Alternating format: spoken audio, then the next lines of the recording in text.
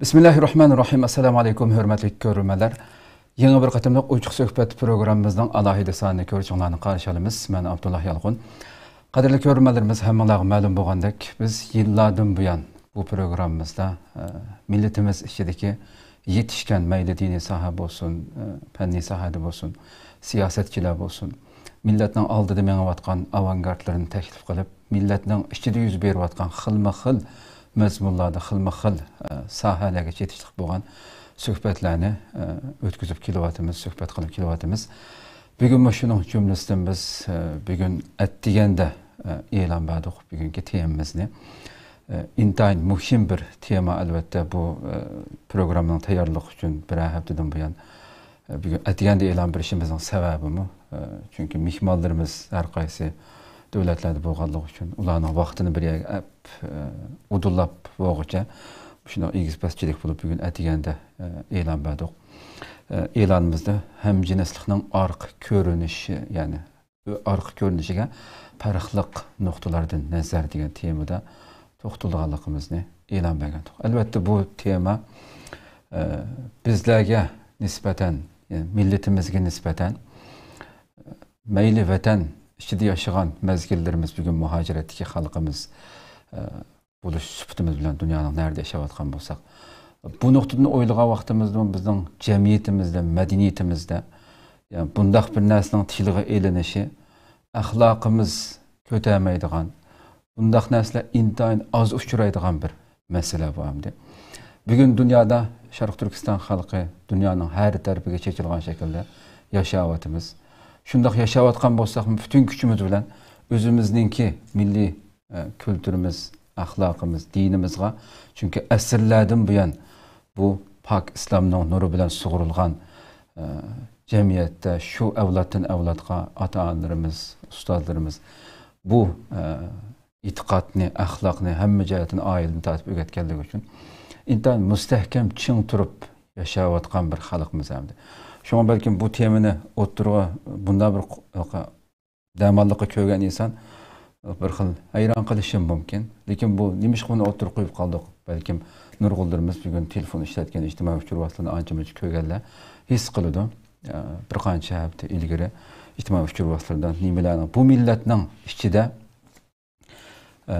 nima deymiz hamda oldida mengish kerak bo'lgan, ham shundoq bo'lyapti deb qorilayotgan, ziyoli deyotgan, ba'zilari hech millat qat'iy e'tirof qilinmaydigan axlat sifatlik insonlarniki ba'zi masalalarni o'ttirib qo'yib, bu axloqsizlikni millatga yegizish, millatga yumishtirib, chiroyli ko'rsatib, qabul qilg'izish uchun urinishlarni ko'rib o'tdik.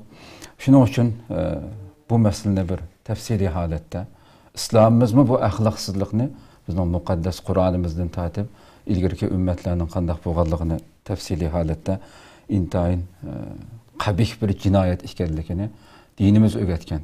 Shuning uchun bo'lsa kerak balkim millatimiz asrlardan buyon e'tiqod qilib kelayotgan dinimizga esilgan bir millat bo'lganligimizdan bo'lsa kerak.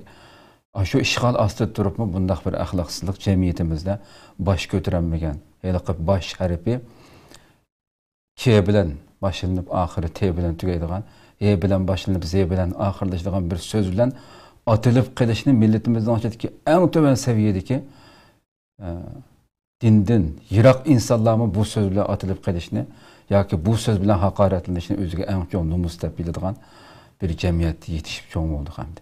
Ammo bugun bu erkin dunyoda bu insoniyatning oila qurilmasini, insoniyatning tugashtirish uchun, yo'qotish uchun bir cho'ng rezil kuchlar tarafidan bugun butun dunyoda shunday kun sari har xil media tashviqot orqali buni to'xtovsiz holatda film, karton filmdan tutayli butun barliq chetlarning g'arbning filmlariga hammasiga bu hamjinslarningki ko'rinishlarini ashuna qistirib asta holatda butun dunyoga buni musulmonlar diyorig'imi normal holatda ko'rish uchun urinishlar to'xtovsiz davom qilyapti.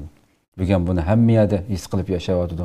Buni insoniyat uchun qanchalik og'ir xatarlik ekanligini bugun hamma mutaxassislar, nurg'un ataqliq kishilar so'zlayotdi, tadqiqotlar o'ttirib qo'yiladi. Ammo bizning millatning ichidan chiqqan bu axlatlarcha hech birisi sohada hech qanday bir tadqiqot qilib boqmay turib ne bunun tibbi sahasını, ne bunun psikologik sahasını hiçbir narsani bilmey turib, aşu insaniyetin neslini buzuş üçün hareket kılıbatkan, cinsiyetsiz cemiyet, cinsiyetsiz dünya yaratish üçün hareket kılıbatkan, bu qari güçlerinin depiga oyun oynavatkanlıqını bu program tayyorlash jarayonida, bir hafta jarayonida u qadar jiq maqolalarni, tadqiqotlarni, suhbatlarni ko'rdimki, insonning ko'nglini ilishtirdi hamda.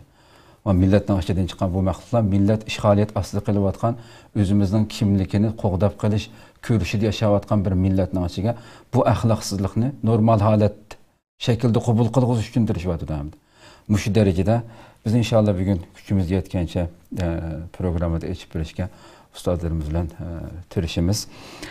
Programmamızın aziz mehmonlarini aldı bilan şu stüdyodaki mehmonlarni tanıştırış bilan başlasam, bizga tanışık bo'lgan hurmatli professor Mutallib Ali Hoji Amchi ustozimizni ko'pdan ko'p rahmat aytamiz.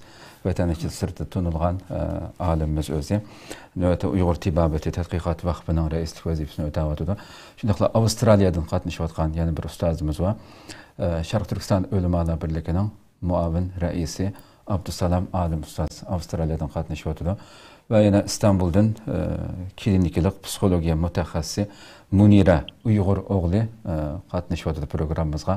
Qimmatli vaqtdan chiqarib qatnashib berganligi uchun ko'pdan ko'p rahmat aytamiz sizlarga va butun mehmonlarimga. Rahmat sizlarga. Rahmat aytamiz. Allah razı olsun. Qadrli ko'ruvchilarimiz, programmamiz YouTube va Facebook kanallarimiz orqali naq maydondan tarqatilyapti. Ekran oldiga chiqib turadigan nomerimiz shunaqla ijtimoiy uchur vositalaridagi aloqa vositalarimiz orqali programmamizga aloqador har qanday fikr taklif bo'lsa, berishinglarni, savollaringlar bo'lsa, so'rashinglarni umid qilamiz. Shunaqla ko'plagan qarindoshlarimizning foydalanishi uchun ham bahrlab qo'yishni unutmaysizlar. Albatta bugungi programmamizga aslida shu ham cemiyatshunoslik nuqtasidan ham biologiya nuqtasidan bu mehmonlarimiz bilan ko'rishib, buni udulash uchun tirishdik, qatnashmoqchi ba'zilar safardof qilib programmaning vaqtiga udul keltirmay qoldik. Inshaalloh balki oldimizda kunlarda u sohadagi mutaxassislarimizni taklif qilishimiz mumkin. Undaqda hurmatli mehmonlarim, boshlab ketsak, biroz kirish qilgan bo'ldim. Hamda shu demak bu bugun insoniyatga balo bo'layotgan 3 yillarga birinchi savolim, 3 yillardan 3 sohaning yetishgan olimlari, mutaxassislari bo'lish suhbatlar bilan hamda shu bu hem cinslikninki temamizda mı arıq görünüş. Belki bir çoğun tema elbette bu. Programımızın vaqtiga elbette sığdırışqa tirişçilarni ümid qilman. Şuna qısqa bir şekilde 3 noktadan qandaq bir baha berisizlar bununğa. Şunu bir anlap ötüp onun kendini tafsilata kirgan bolsak, tibbi jihatdan sildan başlasam stüdyo bo'lgandan keyin, andan keyin bir başdan başlamoqsak. Merhamet. Selamun Aleyküm. Ekran aldığındaki kardeşlerim meydana Allah'ın salamı, rahmeti, mağfireti olsun. Bu temin ait yaxşı bir tem olaptı. Biz aldırak buçuklaştırılatkan halkımızdaki bununki yaşı, bununki hayatı, turmuşuğa, ictimai hayatıga yaxşılık hep gitkan bir tema. Bu aslında burunyak baratkan termide. Hem de bu hemcinslik olsa bizim örf adetimizde bu bizim ahlakımızga, örf adetimizge xilaf bolgan insan tabiatiga fakat düşmeydigan, mas gelmeydigan insanın tug'ilma tabiatida xemi turchada yo'q bir ishni hozirgi dünya moda holatida kelgandek yanada o'tirib chiqdi. Ammo buni bizim Uyg'ur tibobati 2500 yildan 2000 yillik tarixiy ega tibobatimiz ki İksir Azam degan klassik kitabımızdaki ikinci tom 1633 betde erlerdeki hemcinslikni xunsa yani abine deb atab onunla mında iniqlama bergen.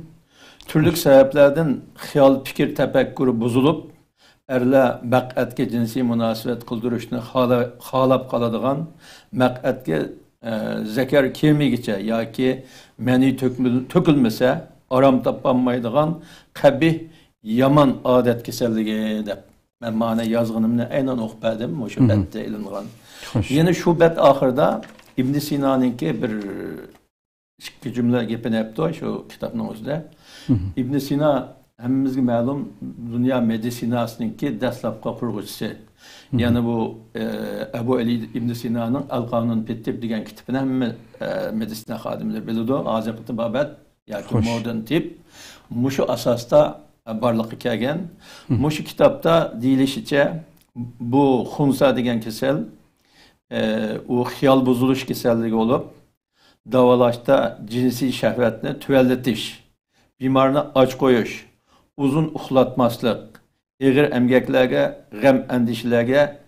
gam endişe karakterlik işlağa girip takılış arkalık ruhi uzuklukni tanışıp davalaşını tavsiye kılgan. Yani demek bir yerde bu kesellik. Çünkü insan tabiatine xilaf olan, insan tabiatini buzulgan, insanın sağlamlık işlerine tesir yetkizitgan her kandak işini kesellik de atayımız emdi. Tibabet noktasını asakmışındak.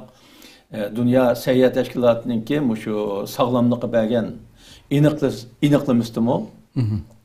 İnsan sağlamlığı tesir etkan, ahlakı tesir etkan, ürpatı tesir etkan, kişilik münasebetki tesir etkan bir qancha iş normal olmasa her qanday adamda bunu kesellik deb atayımız deb Dünya Seyyah Teşkilatı 85 yılı 84 yıl, 1984 yıl bir kıtım, 1989 yılı yana bir kıtım iniqlim bergen bununla, sağlamlıqqa.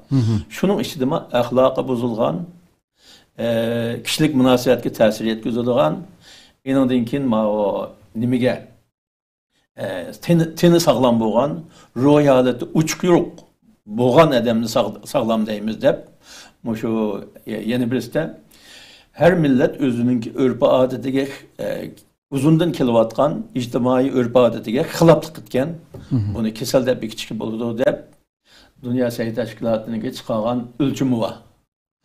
Bu o'lchamni yozib akaga agar vaqtga zurriyat bo'lsa o'zini o'qib bersam bo'ladi. Buningga sog'a vaqtimizmi bu ig'ir axloqsizlik, qabih kasallik.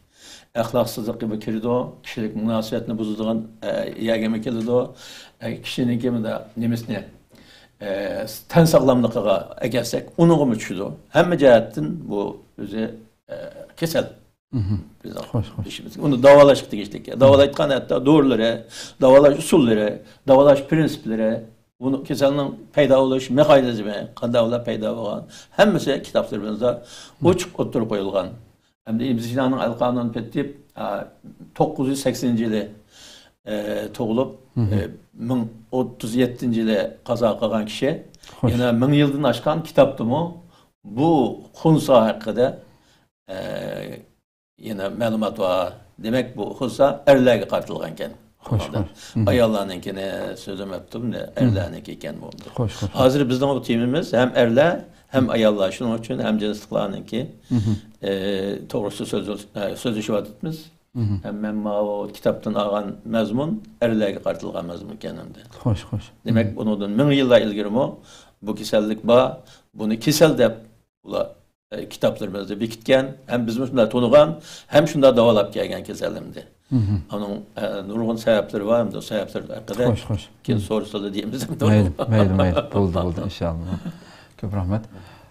Hem de Munira Hanım siz saharanızda durup bunun bir kiriş kılsanız. Hemcins dinimizde, hem sizden sualınız boyunca hemcins aldık ama bu yerde asli hemcinslemez belki hem de hazır medyada olsun, normal hem de akademiyada her yerde işletilen ismi boyunca LGBT dep ilindi ve onun kendi bir kuş var. Yani bu yerde LGBT dini hemcinslemez belki yani muşlağa okşaydıgan ameliyatta psikolojisinde mesele var. Yani psikolojisi bozulgan uşak kişiler toplumu dep Uygurçada ben işte koydum. Hem de bunu LGBT diyeni birden ayırsak, mesela L diyeni lezbiyen, yani ayarlar bilen ayarlar birlikte buluşun tallaydanlar.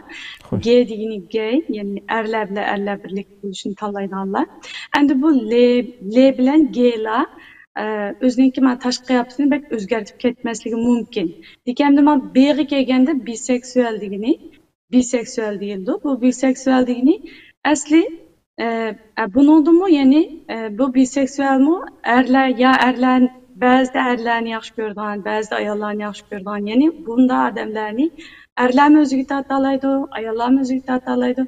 Her iki xil cins bilen birlikte bulalaydılar. Hem de teğe kelgen vaqtimizda bu transseksüel.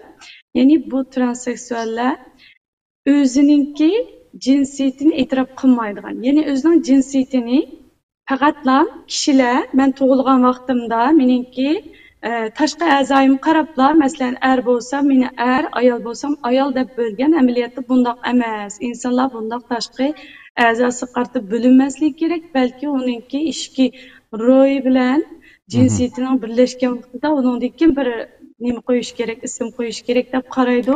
Ba'zilari deydiki, masalan men er kishining badanida tug'ilgan, amaliyotda men bir ayol kishi deydi.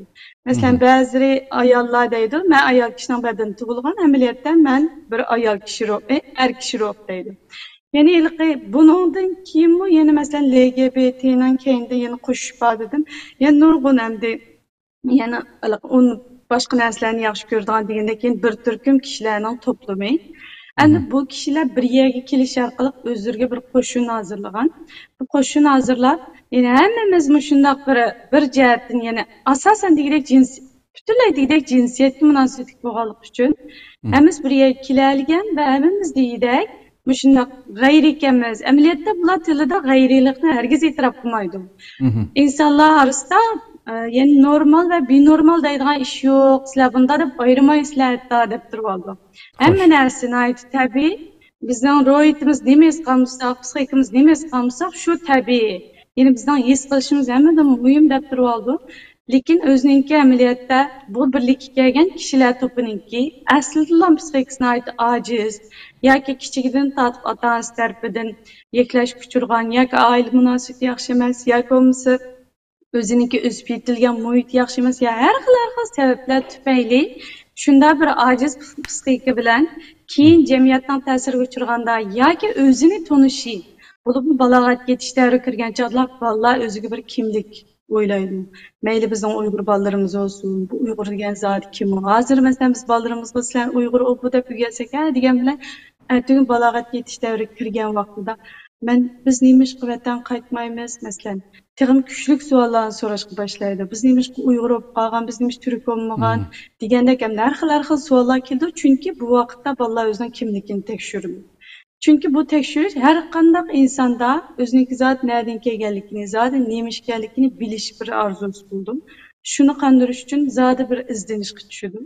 Izlanishga tushgan vaqtida afsuslanarli yer shuki, shu boy degan LGBT şu aciz, psixikasi aciz, anakin psixikalik jihatdan aytdi, o'zininki nimasini tanishab bo'lolmagan kishilar to'plami ashunda bir qaymoqtirishlar bir kishilarga uchirganlik sababidan aslida men ayollarni yaxshi ko'rganman, men bilmay qolibdiman, endi bildim. Hatto bir men ko'zim yorib ketdi, men necha yillardan beri nimashqa o'zimni tushunmay kelganman degandek bir hissiyotlar keldi hatta. Amaliyotda bu nimadan yani faqatlam bir izoh turishdan hatto uni bir xil nimaga bir ozdirish hissiga kirgizib shu bolalarni yoki bo'lmasa shunda ojiz psixika turgan kishilarni uningki o'ziga bir ism topib olganligi, o'ziga bir kimlik topib olganligi uchun vaqtli bir xo'sh qilishdan boshqa narsa emas. Ya'ni psixologiyada biz buni kasallik deb qaraymiz. Hattoki bu psixikalik kasallar qatoriga kirildi. DSM Amerikadagi psixikalik kasallarga ism va diagnoz qo'yish kitobi bor DSM deydi. Buni necha yilda bir o'zgartib turdi. Hozir DSM 5 deb turyapti. DSM bir chiqqan vaqtida 1952 yili bu kasallar qatorida, ya'ni psixik kasalliklar qatorida shu kitobda deyilib diagnoz qo'yilib o'tgan. Undan keyin Dunyo sog'liqni tashkiloti bunga izchil kasal deb qaragan. Afsuslanarli yer shuki, Dunyo sog'liqni tashkiloti 2018 yili DSM ya'ni Amerikadan, DSM 5dan burun bo'libmi 1970 yilga kelgan chog'da faqat bilet tashlash vositasi bilan, ya'ni bu asli kasal emaskan to'q yoki bundakan to'q andakan to'q deb ilmiy bir isbotlash usuli bilan emas, faqat bir bilet tashlash vositasi bilan buni biz kasal demdik yoki kasal demamdik deb bilet tashlash vositasi bilan 1970'larda buni chiqarishga boshlagan va DSM-5 2013 chiqqan chog'da biroqlam chiqarib o'tgan. Yine bu kasal emas deb chiqarib o'tgan. Endi buni oxir ko'rinishini yana asta deyishimiz inshaalloh. Xo'sh, ko'p rahmat. Hurmatli Abdusalom olim ustoz, sizdan anglaylamdi. بسم الله الرحمن الرحيم الحمد لله والصلاة والسلام على رسول الله وبعد أمد برون شكرا لك ألدك بارلق قرنداشlarımga selam yollayım. Assalamu aleykum ve rahmetullahi ve berekatuhu. Selam. Sözünün beşine Araf suresinin 33. ayetinde Allah subhanahu ve teala aytgan Kul innema harrama rabbiyel fevahişe ma zahara minha ve ma batan. Yani siz ey Muhammed sallallahu aleyhi ve sellem kişiler için ilan kılın, ügütün, kuturup buyun ki Rabbim barlık fahiş emellerini, bozgunçuluklarını, insanın tabiitige zıt kıladigan her kandak naşayin işlerini aşkar olsun ve mehbi olsun hem beni Allah çekledi, onu haram kıldı. Diyen bu şu mukaddim bilen bu temaga kirsek. Elbette bu tema yukarıda ustazlarımız, mütexessislerimiz deb ötkendek, bu ahir görünüşü bir neçe esir jarayonida kitaplarda o'xshamagan shaklda ba'zida uni kasallik ba'zida boshqa masala qatorida psixik masalasi deb qatorida ko'rilgan bo'lsa Qur'oni Karimninki ya'ni Alloh subhanahu va taoloning so'zi bilan aytgan vaqtimizda bu hammadan burun mushu dunyodagi psixik olimlar bo'lamdi, tibbiy olimlar bo'lamdi va boshqa sohadagi hamma olimlar bu nuqtaga kirishdan avval Alloh subhanahu va taolo bu masalani ya'ni bundan 4 yil burun Qur'oni Karimda orqali Qur'oni Karimninki bayonoti orqali 4 yil burun İbrahim alayhissalomning davri, ya'ni Lut alayhissalomninki davrida bu ishninki eng bir xil ko'rinishi, ya'ni shu hozir bayam deyilgandek LGBT yoki biz inglizchada LGBTQ degan nom bilan atiladi hozir Yevropa, Amerika qit'alarida bu nom bilan mashhur bo'lib bu so'z. Bu bundan 4 yil burun Qur'oni Karimda Lut alayhissalomninki qavmininki mushu buzuqchilik buzg'unchilik va hamjinslikdan iborat bo'lgan bu jinoyatni sodir qilganligini Qur'oni Karimda Alloh bayon qildi. Buni izohlashdan burun mishada beni qarindoshlarga bir nuqta bayon qilib qo'yishni to'g'ri topmayman, chunki bu diniy nuqta bo'lg'achqa buni dinda ba'zida istilohiy so'zlarni iste'mol qilgan vaqtimizda xatolashib ketadigan, bilib bilmay xatolashib ketadigan ahvollar bo'lib qoladi. Ya'ni buni Lutchilarda Lut alayhissalom bu Lut degan bu payg'ambarning ismi.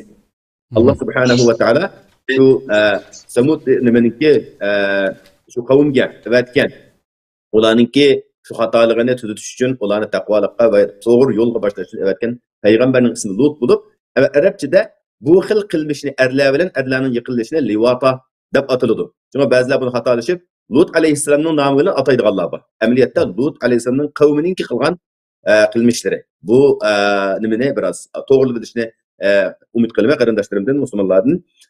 İkincisi şu bu meseleni oturup koygan Allah subhanahu ve taala bunundan ilgiri bundaq fahişe, bundaq buzukçuluk sodir bulmagan deb Allah Qur'oni Karimda diktab etgan. Yine tarixini biz qaraydigan bo'lsak, bu hammadan burun oturuğa chiqqan voqealik shu xalqninki, shu qavmninki meselesida oturuğa chiqqan bo'lib, bularninki umumiy bir millatga ta'sir ko'rsatadigan darajada bo'lganligi. Ikkinchidan shu millatninki uni to'g'ri topganligi. Bu to'g'ri. Bunun nimasi yomon? Hozir xuddi hozirgi davrdagilar o'zimizning xohlig'ini qila olishimiz kerak. Bizning ko'nglimiz tortqini shu. Garchi Lut alayhissalom ularga ayollar va qizlar bor, shular bilan to'y qilinglar degan taklifni bersa, yo'q, bizning ayollar bilan qizlar bilan hech qanday nimamiz yo'q. Biz o'zimizni xo'sh qiladigan yo'lni mushuni to'g'ri topdik degan raddiyalari. Hattoki bu nuqtada Lut alayhissalomninki yolg'iz qolganligi kishilarni bu to'g'ri yo'lda tushuntirishda ojiz qolganligidan iborat bu nuqtalarning hammasi buni hozirgi davrimizga eng to'g'ri sog'ili bo'lgan qilib. Chunki hozir bu masala shu darajaga yetib ketdiki, Yevropada masalan buni xato deyishning o'zi jinoyat. Buni qabul qilmaslikning o'zi jinoyat.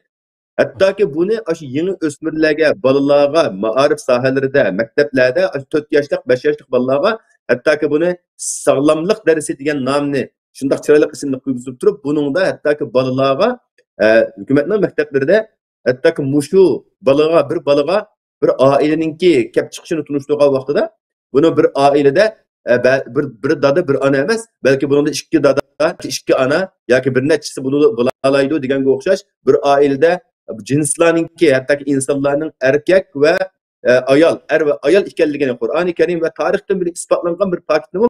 Yo'q, bu emas. Bu balkim turi bir yuzni eshib ketadi deganga o'xshash safsatalarni o'ttirib qo'yish orqali yeni o'sayotgan o'smirlarning kallasini bulg'ab, buni mushuni qabul qilishga ekitib beryotdi. Buni intayin ichinishli bo'lgan yeri buniki. Nima desa, mesela Yevropa sistemasida bir balaninki 18 yosh kirmay turib, do'kondan tamak sotib olishi qonunsiz. Aroq sotib olishi qonunsiz. Ammo bir balaning 5 yoshlik, 6 yoshlik balaninki ota-onasiga demay, o'zining ko'ngliga shu narsa kelgan bo'lsa, sinfda o'tilgan darslarninki natijasiga ko'ra, men garchi o'g'il bo'lsam-mu, bir xil qizliq, bir xil nimada his qilyapman ichimda, yoki men shunday bir tuyg'u kelib qilyapman deb doktorga berib, men shunday bir o'zgarishni xohlayman desa, shuni qonunlashtiradigan, ota-onasiga demay, uni shu doktorning, shu balaning talabiga asosan uni hal qilish, uni davolash, uni operatsiya qilib, o'g'il bo'lsa qiz, qiz bo'lsa o'g'ilga aylantirish, shuni hozir qonunlashtirib, nurg'un yerlarda buni mashhurlashtirib bo'ldi. Yani bunu umumiy kelib chiqish nimadan desa, insoniyatni shayton Alloh subhanahu va taologa o'zi ko'ranglar. Men bu insonlarni har xil yo'llar bilan azdiraman. Va la udillannahum va la umanniyannahum va la amurannahum fala yubattikunna adhan al-an'ami va la amurannahum fala yughayyirunna khalqallah. Bu oyatda men ularni azdiraman. Keskin uçuğumunu azdırışım. Adillanam diye Arap tilde nayet güçlük nimeni bildirdi, ifade bildirdi. Ondan keyin ularga men quruq arzu istakni ularning qalbiga paydo qilaman. Havoyi havasini kuchlantirma ulardan. Şu ülkeni qo'pib o'g'il nimasi hissiyat tursa, ersi qizning hissiyat tursa, shu bo'yicha o'zgaradigan holatni kelishi shu shaytonniki, hile-mikrniki hozir amaliyotda natijalanganligini ko'ryapmiz.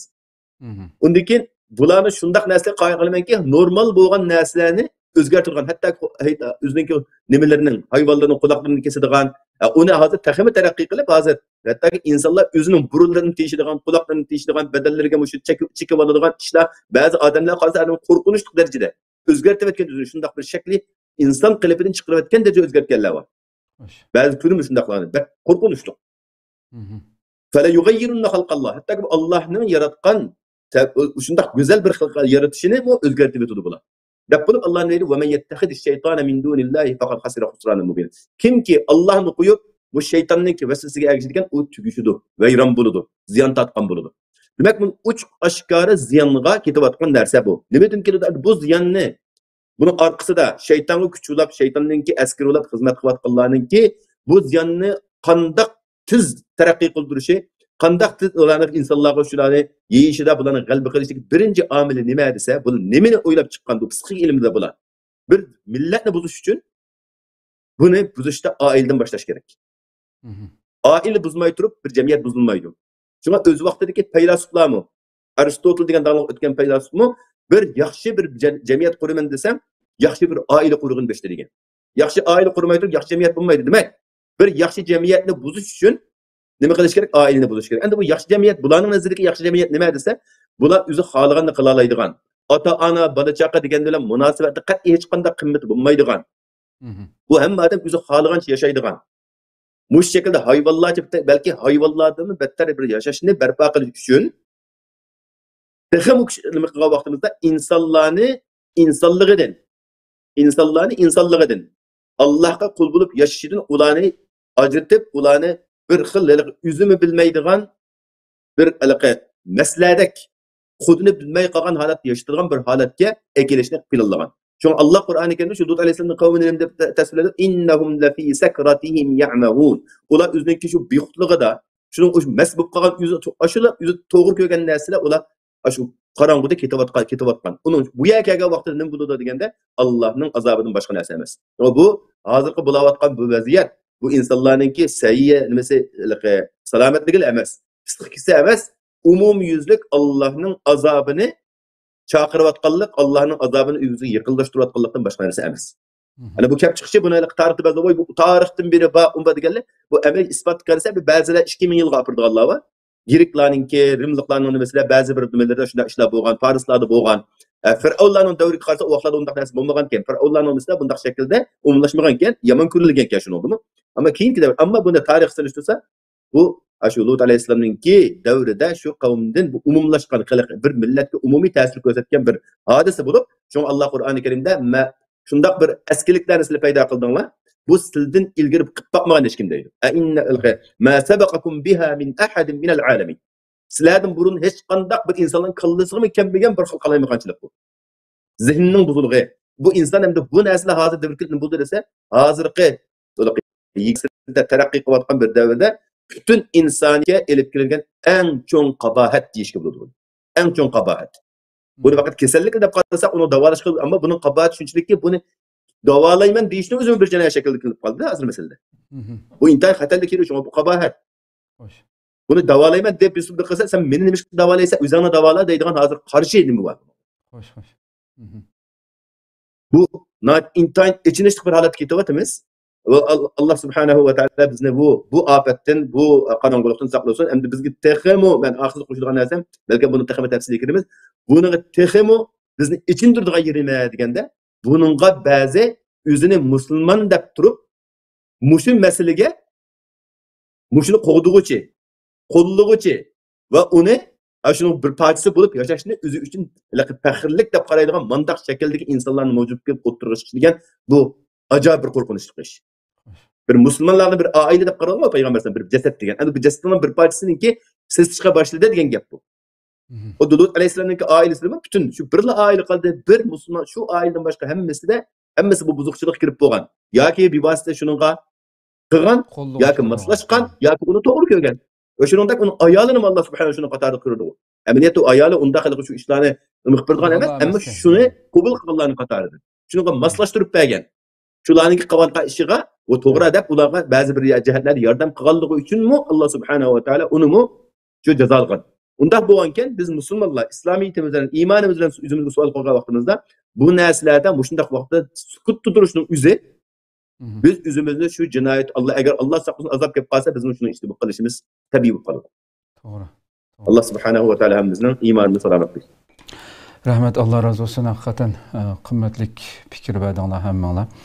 Bir kiriş noktasından hakikaten muşu bügenemde muşu LGBT muşu siz mi inşallah programın devamında tefsili halde fikirimiz bügen muşu ötküzülgen muşu sahanın ömrünü muşu sahada mesela meyde biyologiya sahasında olsun ötküzgen bügen dünyada nüfuzluk meyde Amerika'da meyde Germaniyada aşağıda hizmet koyatkan şu dağınık kişilerinki söhbetlerini aldım. Bu elbette anca ilgirimi Türkiye'den bundan mesela gün tertip kelgen vaqtida televizorda uya bir yerde anlap kaldık. Bu program münasebetlen hem de şu hemen köp izleşke mecbur oldum hem de.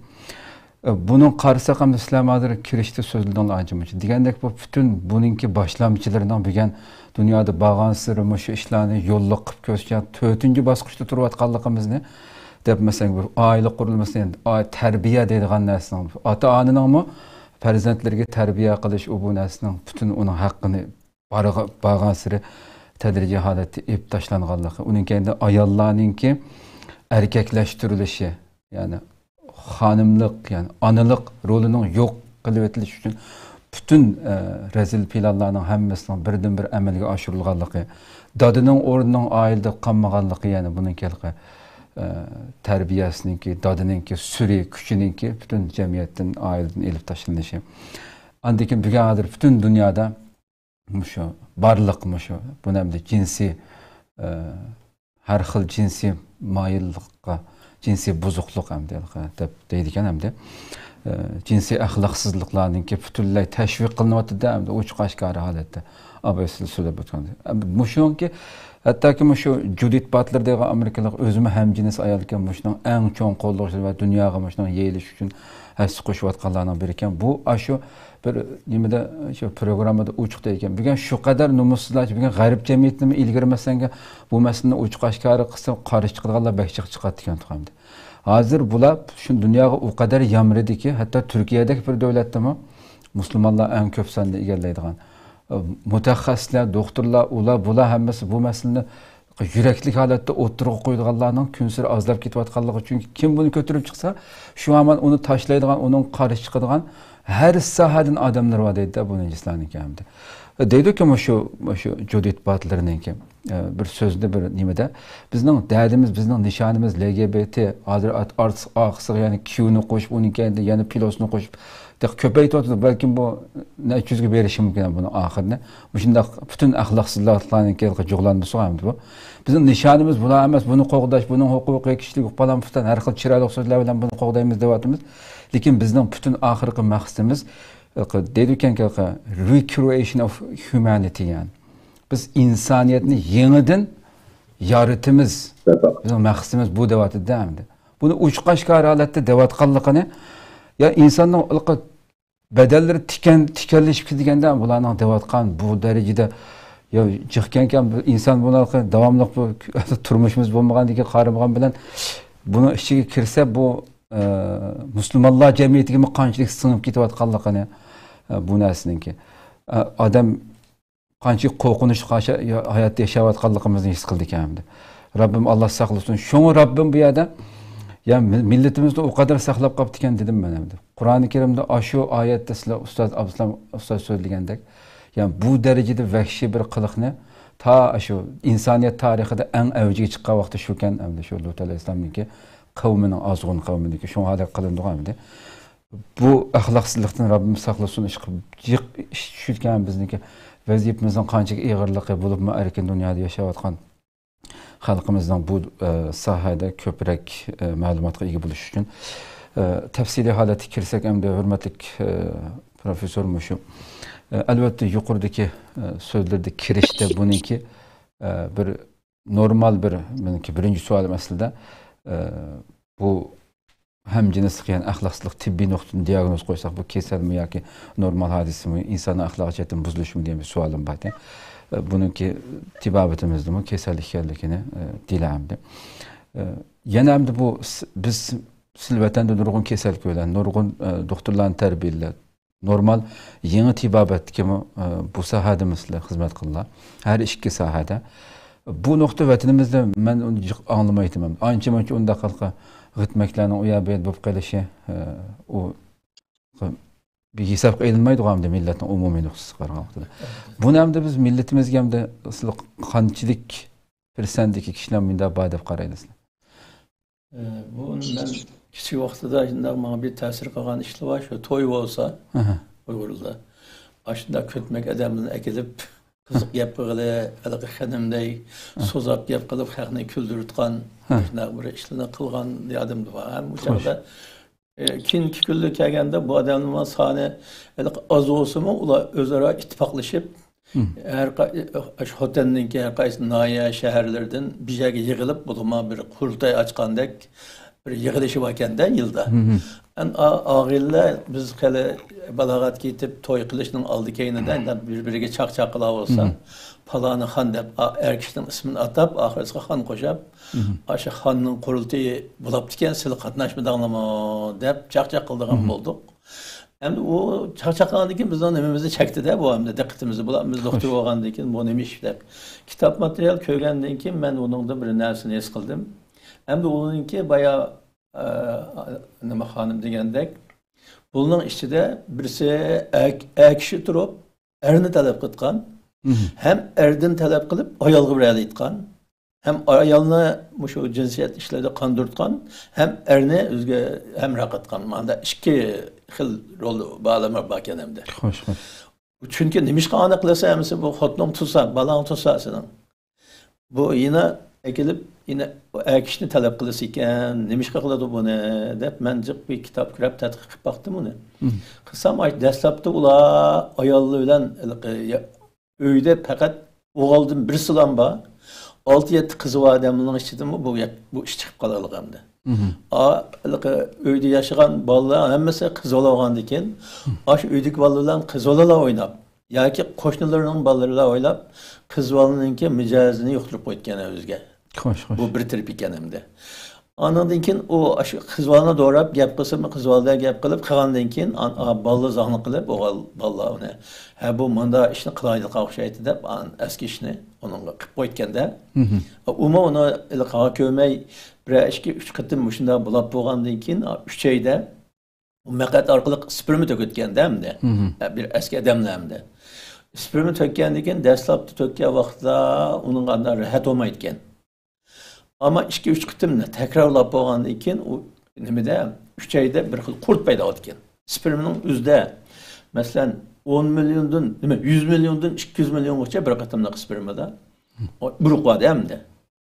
U uruq shu 3 ayninki shu pörümü muskulları deb qo'yamiz. Şeyning 50 sm atrofida maqat yaqin yerda suni shumirdigan bir xusus nimasi, fiziologik xususiyati bor 3 ayning. Shu taratni uzun vaqtida qilmay vaqtni o'tkazib olsa odam qabziyat bo'lib qoladimdi. Bu da seprege chiqqanda qabziyat bo'ladi.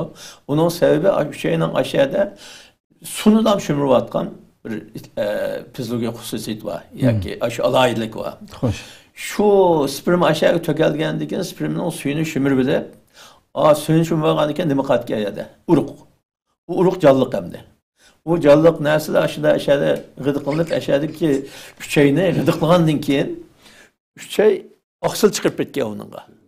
Oqsil chiqib kelgandan keyin u yeb, uningga uzuqlanib, temperatur odam ishlik temperatur bo'lgandan keyin uning yashashig'i bir muhit hozirlanib qatganda, shuninglar yana ochgandan keyin ojizlari o'litgan.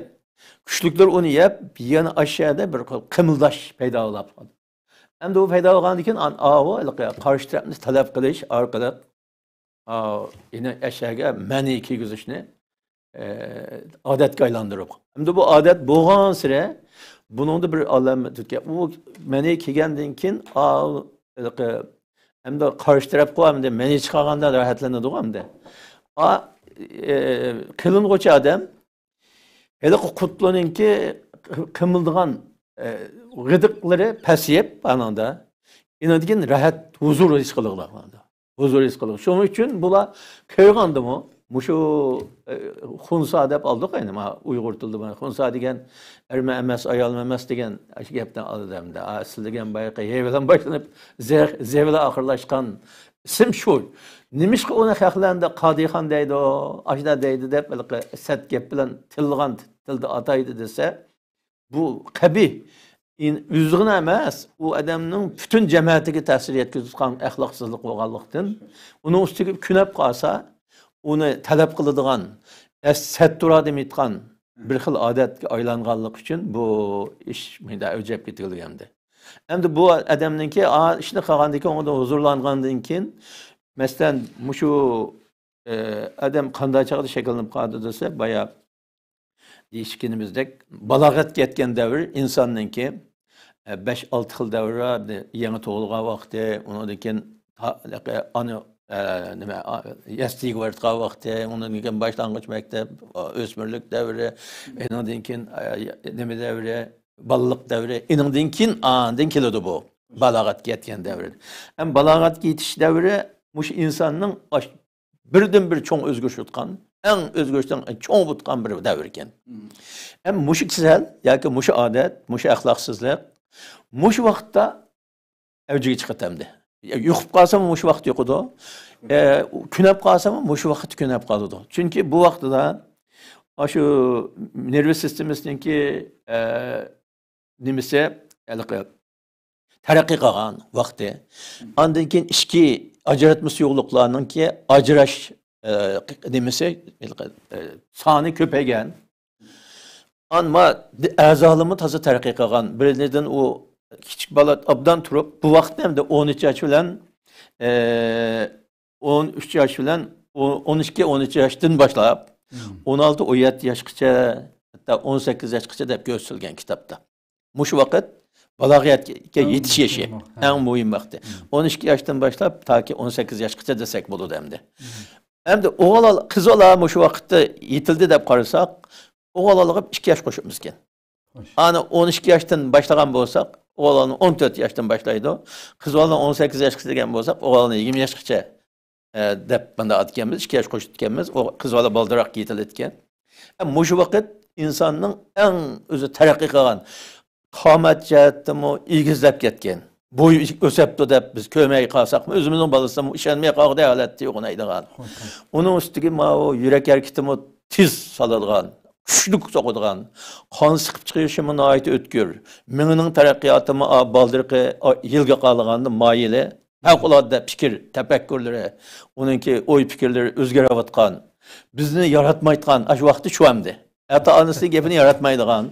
Bu siz nurg'un ishni xato qilibsiz deb biz shunchalik iqtisod, uning mal tepib tayyor qilib qo'ysakmi, turmushni qulay sharoit etkazimi, u bizdan rozi bo'lmay, unudimmi cho'ng shirkat qurgan, ko'zimiz yetmayotgan boylarni misol qilib o'ltirib, sizmi mushuna qilmabdi ekansiz deb ayiblaydigan vaqtda shu bolaniki. Chunki u chaqda menimi taraqqiy qilayotgan, mening ishlab chiqartgan suyuqliklari, o'rminlari, ichki suyuqlik ishlab chiqarishi, yurakning harakati, o'pkaning sig'imjonligi, undan keyin yerni kelsak, oshqozon 3 aylama toza kuchli qulab, qo'soq ichib turtgan, kechikdimi qo'yib biraymi yotatgan.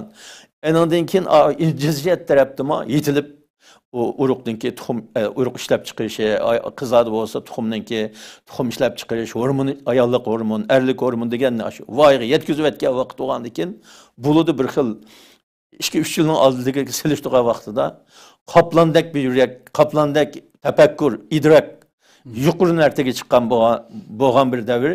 O'zininkini rost deyman, o'zininkini rost qilgan, hech kimni ko'zga ilmaydigan, hamma odamni ayiblaydigan. Mushta vaqt bo'lgandan keyin ham yangilik qabul qilish xususiyati eng yuqori ekan.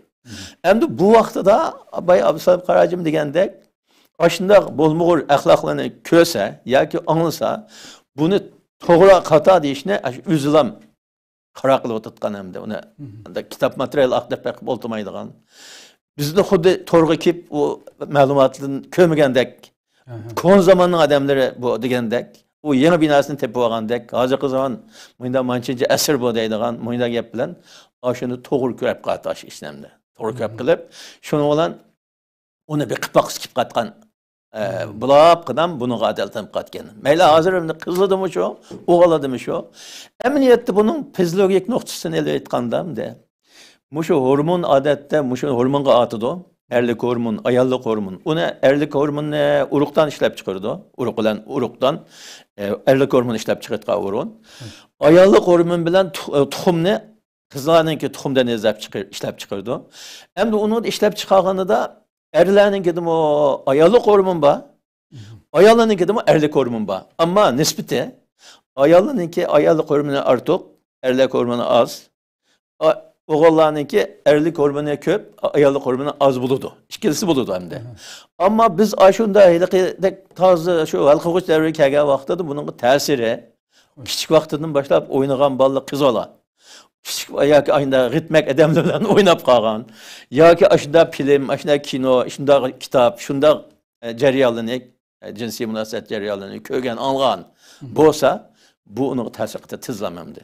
Ta'sir qilish bilan qiladi. Endi bilsa tug'ilma deb gap chiqdilar, tug'ilmaydi deb uni irrisitidi bor deb. Bu tug'ilma ota-onasidan qolmaydi, ota-onasidan kelmaydi bu. Ammo demistir keldi. Otasidanki hormoni buzilib ketgan bo'lsa, onasidan bu bolasiga ketgan onaga kelmayotgan hamda. Hormon buzilish qanday o'tgan desa, masalan bizning Uyg'ur tibobati bo'yicha elab aytganda, mushu hormonning buzilishi insonda ishlab chiqargan hormonning hamda ko'p qismini birisi ma'nodagi hipofiz bezi, unidagi tiroid bezi, undan keyin böbrek usti bezi, undan keyin urug'dan, tuxumdan. Mushu organlar ishlab chiqardi. Uni ishlab chiqargan miqdori intayin az bo'lsa-mu, odamningki fiziologik modda almashtirish, energiya almashtirish ishlariga bek cho'ng ta'sir qilgan narsa ekan u. O'zi az miqdorda, ammo aniga ta'sir ko'rsatgan.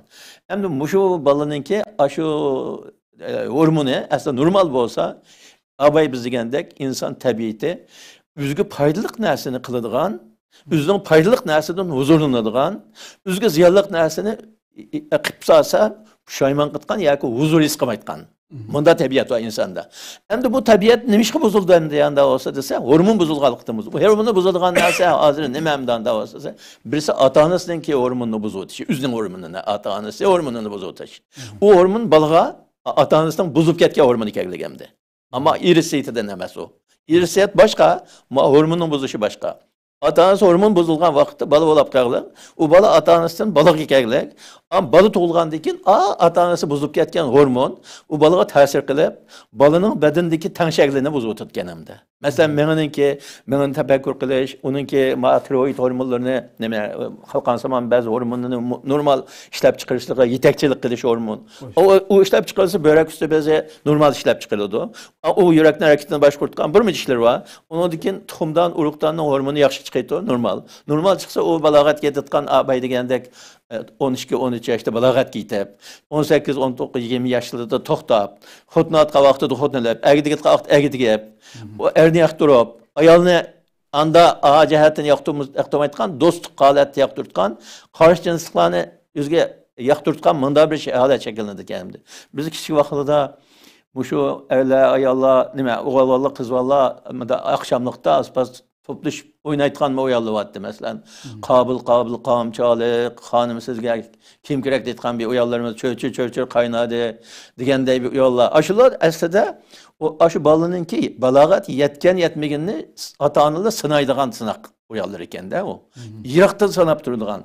Eğer balağa aşı hormonlar normal bulap balağa yetken bolsa kızlarını yaktırtqan.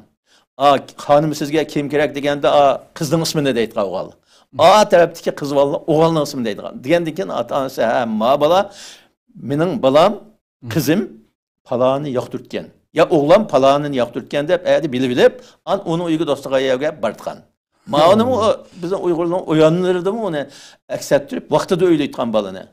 Aşı ötep ketip qalsa, vaxtı ötep ketip qalsa, birinciden o balağat getdi deganning üze kız vallanın hamildar buluş salayeti toşup yitildi degan gap şuna adet keladi. O'g'allarninki bola tapal etgan holati shakllanadi badanning. Shunga hozirlandi degan gap shunga ehtilom bo'ldi, shayton atlaydi. Demak, buning urug' tuxumlari joyiga yetdi, voyiga yetdi degan gap. Hamda shu vaqtdan o'tkazib etsa, u bolani u vaqtida hormonni buzish o'tamdi. Biri ota-onasining kelgan hormon, ikkinchidan ijtimoiy jamiyatdan o'g'allar o'ynamay yoki o'g'aldek o'g'allar o'ynamay. Gitmek falan oynaş. Kız ola oğlan oynaş. Onun bilan biz ham tilimizde o kız olanın ayında oğlan olmayacağız olap qalganını erkek zedek deb ataydık hem de. Xotan tilda, başqa tilda qanday ataydı bizmede. Ama oğlanınkini aşında olap qalganı bu iki cinslik, qo'sh cinslik yoki qadihan degan atalg'u, aşağıdan chiqib atalg'u hamda. Demak, bu yerda kichikkandan o aşı vaqtida o'ylanmagandan keyin bu har xil ishni qilib boqib qoladi hamda. U chaqda jinsiy munosabat so'rovlari o'z ara oilaning ichida. Oilami bilmaydi uni qilishni, asli deyishni. O'ylanib bo'lgan bola, o'ylanmagan bola bilan menga kichik bola bilan gaplashib o'ltirmayman deb uni demaglik. Kitobimizda yo'q. Haqli uni deb bermaglik. Shuni bilan qaymoqsholab bizning yashimizdagi 60-yili tug'ilgan odamlarni men o'zimni o'ylasam, şunun ait bir kitapını mı tapanmay bu? Bunda bir ayallı hezkuyta deytqan, erkişler oğallarında ihtilam bota deydigan kitaplarını. Bu ihtilam bulap boğanda kitap bizde baktık, biz tap olup olmaganımdı. Yine hazır mı? Ben bu şu hazırlığa diyen hem bizden ustazlar başkalı soğan cinsiyetke ait nurgun bilimini kiselligi dep birimen. Dep bersem ona hayran kalıdı. Hatta ülümalı hayran kalıdı. Buna ne bilene? Cinsiyet arasındaki balı buluş, balı tepeş, sperminin sahne, ayarlıdaki tuxumların çıkış vakti, onun uçurtqa vakti diyendek cinsi savatlar bizden adamda hali iken. Onu deyip bir makul bir yazay kitap katırsa bu acayip kılın edemken de bizden inanatımızdaki tasir etemdik edip kalıgan. Adetki gap ne desek mi? Xecil olap, yüzün tutuvagan, külüp kalıgan keyin bizde bu ben demetkan, xalqning oldida demetkan bir gapni deb o'zimning inovatini tushirib deb buni demay ishimizni qo'zqimizni saqlab. Amaliyotda u bolalar biz deytgan gapdan ming hassa yuqur bo'lgan narsani ko'rdi. Neni ko'rdi? Hozir hamda bularmi bu media taraqqiy qilgandan keyin, umumlashgandan keyin dushmanlar bu fursatni uni ko'rdi. Bizning o'zimizning og'zidan anglaqlik uni. Uning ziynini uli demaydi. Ko'rsatganlar. Amaliyotda ziyonliqda bir bolaninki shu qo'li bilan ishqab yoki yotgan yo boshqa bir narsaga ishqab meni mang'uzish deganni biz anonizm deb atadik. Jalaq. Mushuni mi digil olmaydi? Bakka. Diyecek o hıcılatmaydı etkanlar. Ama Adem, kığı Adem onu körmem. O üzü bildi o. Biz desek kudim abda anlısı benim kıtqağalıqım çıkıp kalmasını oturdu da bilmez olap durvat aşağıda. Emniyette ne çıkıtım kıldı. Biz tomunu tutular belirli ona. Uğum ziyarlıqam da. Muşunda işler, muşu hemcinsliklarınki meyle er meyle eyal olsun. Bunun çoğun sebebi bize içtimai muhit. İkincisi aşı öyleş vakti de olmazdık. Küçük duruş kasten. Üçüncüsü muşu yemek içmek tabii olmazdık. Muşu nersini mi? Biz Uygur tıbabetinde yemek içmek xelitlerini peyda kılıyordu. Xelitler bedende ekvatan kan, hormon, hemen nersi yok. Aşı tümürmüz, altın, kömüş degenin hemisi aşı xelit dep atalı Uygur tıbabeti. Aşı içinde hemen nersi var. 120 kıldın artık nesi var hazır 60 kılırsa insan bedende bad hep çıkıvatıdı. Muşunu buzgandan keyin o aşı yemek içmekten andan hormon çıkıyordu. Hormonun hemisi aksıl. Aksıl yemeklikten geldi. Anda olsa bedende hormon bozulgandan keyin hormon kılmakçı olan iş caydı kılınmaydı. Şunu olan bir yerde insan tabiatındaki faydasız bir narsa, faydalık terkini tutkan kalırsa, emniyette ziyarlık nerse, üzgümüz ziyarlık, başkalığımız ziyarlık değil midir? Başkalığının kalma zulüm kıllığı bu. Üze, aşında hemcinslikler öz aralış arkalık könlünü rahatlandırıcı kıldı da, emniyette ruhi cihetten hareket. Rahat yok bunun da. Çünkü muşu neminin kağalla bizge deydi o, celak kağalla. Celak kağalla koldu olan şıkap men iman kuzgalla, neçe yıllar devamlaşıdı o. Kıp bolgandan keyin endi qilmayman deb to'y qildi shu chaqda. Endi ikkinchi qilmayman deb hatto qasam qildi. Aqsdan yana o'tgan bir necha kun o'tsa, yana shu qitqa vaqti kelganda, endi mush qitim qilib o'tib qilmaydi deydi. Qilib bo'lib, amma o'tganda qasam qilgan ya o'tganda o'zimga va'da qilgan deydi, pushmon qildi. Demak, bu yerda pushmon qilish, takrorlanish, pushmon qilish, takrorlanish, er ayol ikkalasi bo'laversa, bu hormonning buzilishi tezlashtirdi. O adamın ruhi cihetten düşkülleştirdi. Hanım degandek hazırda psikologik normalsızlığını keltirdi. Şunu o adam üzde tüven sanap. Öğlenişten korkuduğun, oğal kızın korkuduğun, öğlenişten bulatma toy keçisten korkuduğun, kız balının oğlallığı öğlenişten korkuduğun. Çünkü onu adamın o işe kalkarken kaldım deyip oylap özünüze. Bilmezsin bu işte terakki kıldıırıp hem de bayrağını götürüp çıkarlığa yedi. Bu bayraknınki, o hem cinslik bayraknınki kötülep çıkarılışta insaniyetin en ahirki hayatıga yoki taraqqiyotiga nəhayət çoğ zeyni var bununki. Çünkü o adamlar bütünlüy cinsiyetden başkasını oylamaydigan. Biz onu ruhi kesel taqir kelgini. Müştüma Ebu Ali ibn Sina'nın da taptık ayna. Xiyal bozucu keselligi o. Onu ruhi cihetten davalaş lazım. Ruhi kesel bu. Şoňa insan tabiatiga yat bolgan narsalar o insan eğer aklı bula olsa üzüge ve başkalarına paylıkla işini kısıtı. Üzünün tabiatı şu. İnsanın tabiatı, üzü ve başkalarına faydası utqa işini kılış. Zihin utqa işini kılsa insanın tabiatı rahatlanmaydı. Hem de sana baksak bu da onu. Ama İslam dininin ki günah sevap ölçümünü mü? Ben muşunun sahası bu da qarayım. Üzü ve başkalarına faydası yok işte. Günah desek bu. Üzü ve başkalarına faydası var işte. Sevap desek bunu Kur'an hadisten delil ispat ağıldı ki onu çıkıp gelmen. Neden sana baktım acaba? Çünkü Allah Teala Kur'an-ı Kerim'de hadiste peygamberimizin ikinci dünyanın bəxtli qilish üçün kelganligini. İkin insaniyat dünyası, dünya ve ahiret bəxti eriştirish üçün peygamber öğretkenligini. Demek bir yerde bizden bu dünyada mı? Şu insan tabiatini bilgen Allah'ın çıkargan kanunu, insan tabiatine mas nerse o. Mesela hazır hemmeden harak istenin buludu dese cigerak oludu. Tamak çekse çoğu dese öpkürak oludu deydi. Bilidu. Ama yine şunu kılıdı. Hoş. Hem de muşun okşayan bir iş oldu deyip qarayım ben. Doğru. Allah razı olsun. Hem de hakikaten şu Munira Hanım bu kelsek hem de hazır. Yukarıda ustazımız sözlep öttü bu mesela hayli kağıdı açtı. Ama sizlerinki şu psikolog sahasında mı bununki mesela şu profesör sözlügendek şu ballarının en zil vakitlerini bugün bu insaniyet dünyasını cinsiyetsiz bir cemiyetke aylandırış için hareket kıvatkarlar.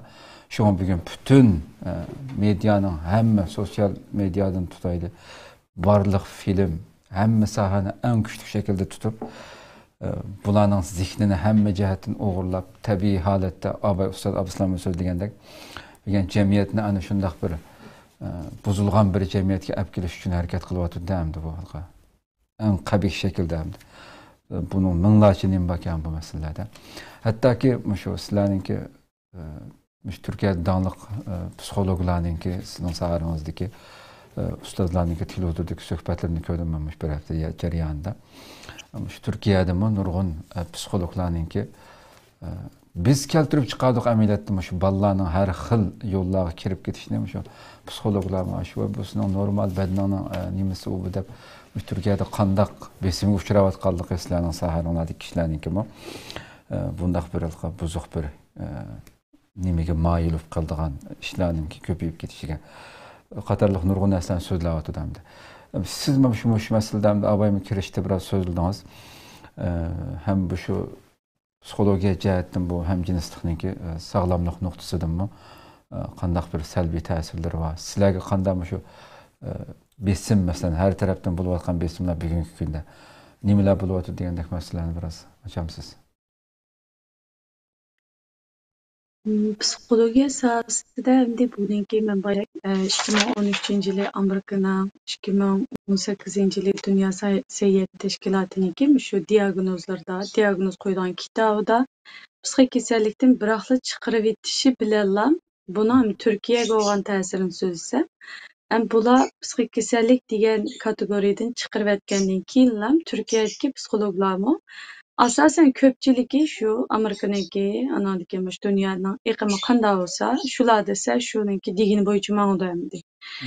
Nurg'un kasallarda, psixik kasalliklarda masalan diagnoz qo'yish bo'lsin, mayli buniki davolash, dori berish yoki psixik davolash degan uslublarda biz hamda g'arbnikini shumsi shaklni evitib mig'izni foydalansak bo'ldi. Chunki bu holatda hozirgi vaqtimizda bizning islom dunyosida yana cho'nqirlagan holda qanday davolaymiz, nima dori beramiz yoki buni qanday diagnoz qo'yamiz deb unchalar tafsiliy holatga tag'i kelmadi. Hozir mening bilishimcha 50 yil ichida. Lekin burungi vaqtlarda yana yaxshi tafsiliy qo'yilib, bu vaqtda masalan hatto dunyo bo'yicha birinchi bo'lib shu ro'y kasalliklar doktorxonasi qurilgan, islom davlati qurilgankan Osmanlı vaqtlaridan tortib izchil masalan Yevropalarda ro'y kasallarni ko'ydirib hatto jin chaplashib qoldi deb ko'ydirib etadigan yoki jin chaplashib qoldi deb so'lab qo'yadigan jirohyalar tashlab etadigan shunday vaqtlarda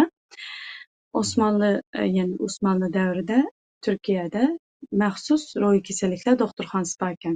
Bu kasallarni davolash kerak deb. Endi bu LGBT'ga kelganda, endi buni kasallik kategoriyasini chiqarib aytgandan keyin Turkiyadami biroqlam to'g'ri, ular nima degan bo'lsa shu degan bir hukm Turkiyaga kirdi. Butun psixologlar, psixiatrlar shunda deyishga boshladi. Endi islomiy aqidasi bo'lgan, yashamiz bu nuqtada bizlar bo'lsin tafakkur qilgan psixologlar, psixiatrlar bu xato, nimishqa endi bir bilet tashlash bilan bu kasal emas deb chiqarib aytadi. Buning bir isboti bo'lishi kerak endi. Buning kasal emas deyilish uchun yoki kasal deyilish uchun, masalan, kasal deyilish uchun nurg'un isboti bor. Chunki u odamning ro'yxatining yaxshi emasligi, har vaqt uningki ba'zi vaqtda tushkun yoki bo'lmasa o'zi noma'lum bo'lgan yo'llar orqali o'zining ehtiyojini qondiradigan degandek nurg'un bir ifodalarning uning kasallikini ko'rsatib turayotgan bir holda buni bilet bilan bu kasal emas deb chiqarib etishini bir qamlashmagan bir ish, ammo Turkiyadagi ahvol shu endi. Arab ellarida qandoq bilmayman, amaliyotda G'arb bilan Turkiyada mana izchil manda chiqarib etdi. Endi bunda chiqarib etgandan keyin ham buni sizdan deganingizdek, ayni vaqtda shu psixologlar, psixiatrlar buni xalqqa tushuntirdi, bu bunday mas'ul bu dedi deganda, endi buni bir tushuntirish kerak. Masalan, bular bu kasal emas, unda nima deganga bir tushuntirish kerak degan chog'da men boy degandek, bu insonningki o'zining ehtiyojlantirishida yoki bo'lmasa insonningki har xil usulda rahatlanishda benormallik yoki normallik deb bir narsa bo'lmaydi. Faqatla men buni xohlagan bo'lsam, buni qilgan bo'lsam, ularga daxli yetkazmagan bo'lsam, o çağda senmi meni qo'llamasanmi, ish bo'lmasa menga qarshi chiqibma deydigan. Ondan keyin shuning bilan bu normal xalq orasida shuning bilan bu qanday bir so'zga bo'lib o'gitildi degan chog'da. Unda bo'lsa biz buningga men buniki ba'zilar hatto masalan mayli endi qanday qildi, necha yildan beri yashayotdi deydiganlar bor. Ba'zilar unday qilish to'g'ri emas, men xohlamayman deydi-yu, ammo masalan degan chog'da bo'pti, unday bo'lishmi osonmi, unga hissdoshlik qilishimiz kerak. Biz qarshi, ya'ni biz o'zimiz shunday bo'lmasakmi, o'zimizning bolalar shunday bo'lmasmi, lekin qarshi chiqmayman. U mayli o'zining hayotini hatto bu to'g'risida Turkiyada nima bor? Maxsus ilib berilgan bir tadqiqot maqolasi bor. Buningda %30% yaqin odamlar shunday deb qaraydi ekan. Chaqmagan yılan ming yil yassin degandek. Yillardan beri sizlar ularni bostırıb etdinglar, ularning sirtlarda erkin yurishga yo'l qo'ymadinglar, xizmatlarga urilishga yo'l qo'ymadinglar, endi olsun yo'l qo'yinglar degandek mandal jihatda 30% ketganda. Ammo bir qiziqarli yeri shuki, ya'ni 30% bo'lganki, masalan, hatto 70% odamlar bularninki jamiyatga ziyon yo'q deb qaraydigan. Bir qiziq yeri, mush 30% odam endi mushu ilib berilgan anket xizmatidan xizmat ishidiki, mush 30% odam gerçi anda ko'ringan bilan o'zininki balasiga kelganda, masalan, yana bir savol so'ralgan. Agar bu odam sening balang bo'lgan bo'lsa-chi, sening balang bo'lgan vaqtda sen buni qabul qilamsan degan vaqtda 13% kuchib qolgan. Demak, boshqalar bo'lsa, karim yo'q, mening balam bo'lgan chog'da mening ko'nglim yerim bo'ldi, bu ish yaxshi emas deb demak, men persent ravs tushib ketdi-da, 10% ortiq tushib ketdi. Undan keyin mushu sizlarni da'vat qilamdi, ya'ni mushu LGBTlar sizlarni mana bo'lishga da'vat qilamdi yoki sizlarga ta'sir qilamdi degan chog'da buniki nisbati 46% ekan. 46% odam bizni da'vat qildi yoki bizga gaplarni qilib boqdi deb mushtadaydi. Demak, bu oz emas. Ya'ni yerimga yaqin kishilar hisobda bularning ta'siriga uchrab, hatto uchrayotdi. Undan keyin shu sotsial media, ya'ni ijtimoiy vositalarninki ta'siri qancha persent bo'lyapti? Buni nima qilgan vaqtda 56% chiqadi ekan. Bu yerga bo'lgan yana nimalar amaliyotdan bu yerdagi sonliq ma'lumotlar shuni isbotlab berdiki, odamlar amaliyotda mayli bu Turkiya ichini hisobga olsak, 70% odam yoqtirmaydi bu qilishni. 70% odam yoqtirmaydi, ammo buni ziyonli emas deb qaraydi ekan. 30% odam bo'pti, buni qo'llab berish kerak yoki bo'lmasa mayli ular hayotini yashsin deydi, ammo o'zining bolasiga kelganda yana olmaydi ekan. Demak, bu yerda garchi endi buni butun dunyoga yaygan vaqtimizda balkim Amerikalarda bu xohlamaslik nisbati Turkiyadek 70% emas, balki 50% ga chiqib qolishi mumkin. Shundadimi yana yuqori holatda bir xohlamaslik nisbati bo'layotgan bir yerda, masalan, Turkiya ichi o'ylsak, 70% holatda xohlamaslik nisbati bo'layotgan bir yerda siz e'lammi agar o'zingizni bir balog'atga yetganman, bir balog'atga yetgan bir bola deb turib YouTube'ga kiring, eşcinsel deb kirgizing, butunlay ularni qo'llaydigan psixologlar bilan ko'rishish, suhbatlar, har xil tunishtirish suhbatlari ham bir qarshi chiqadigan tepishbek testda endi. Masalan, eşcinsellik, ya'ni shu LGBTlik yoki hamjinslik normalmi degandek so'zlarni kirgizganda aranda bir shikis chiqadi va u bir shikisimi diyanatga bog'liq bo'lgan yoki bo'lmasa dindor kanallar ishlagan filmlar yoki dindor kanallar ilib berayotgan suhbatlar yoki bo'lmasa dindor psixiatristlar, psikologlar. Ondan keyin Bayraktar ismli bir hujumimiz bor doktor. Bu doktor hujumimiz izchil bu haqda nima ilib jang ilib berayotdi Turkiyada desak bo'ladi. Izchil endi. U o'zi ham shu nima kasalliklari ishga ajratma deb mushtiatni nima qildi. Ishga ajratma emasga urologiya,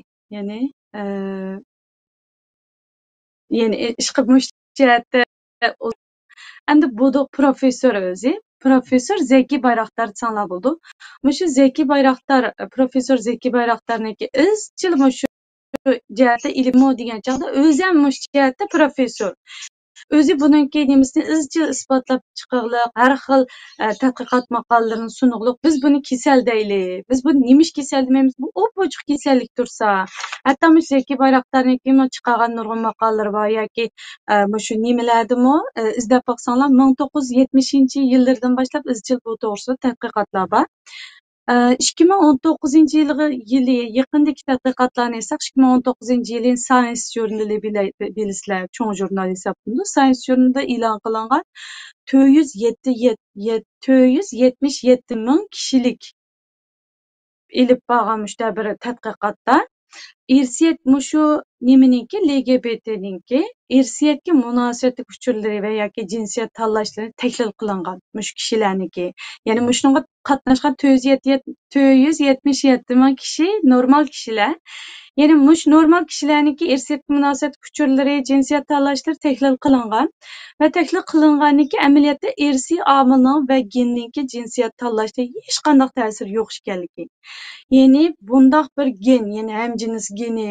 Masalan, shu hatto sosyal medyada shu ijtimoiy taraqqiyot vositalaridagi nurg'un cho'ng kanallardagi suhbatlar, cho'ng kanallardagi tunishtirishlar qarasak, bu LGBT tug'ma, LGBT gendi bor, LGBT hormoni bor deb ochiq so'zlaydi. Lekin holbuki masalan izchil kelayotgan tadqiqotlarda yo'q deb chiqarilib. Yo'q deb chiqarilib, ammo men bay degandek mayli xalqdan bir anket xizmati ilib borgandimi 70% odam xohlamaydi bularni.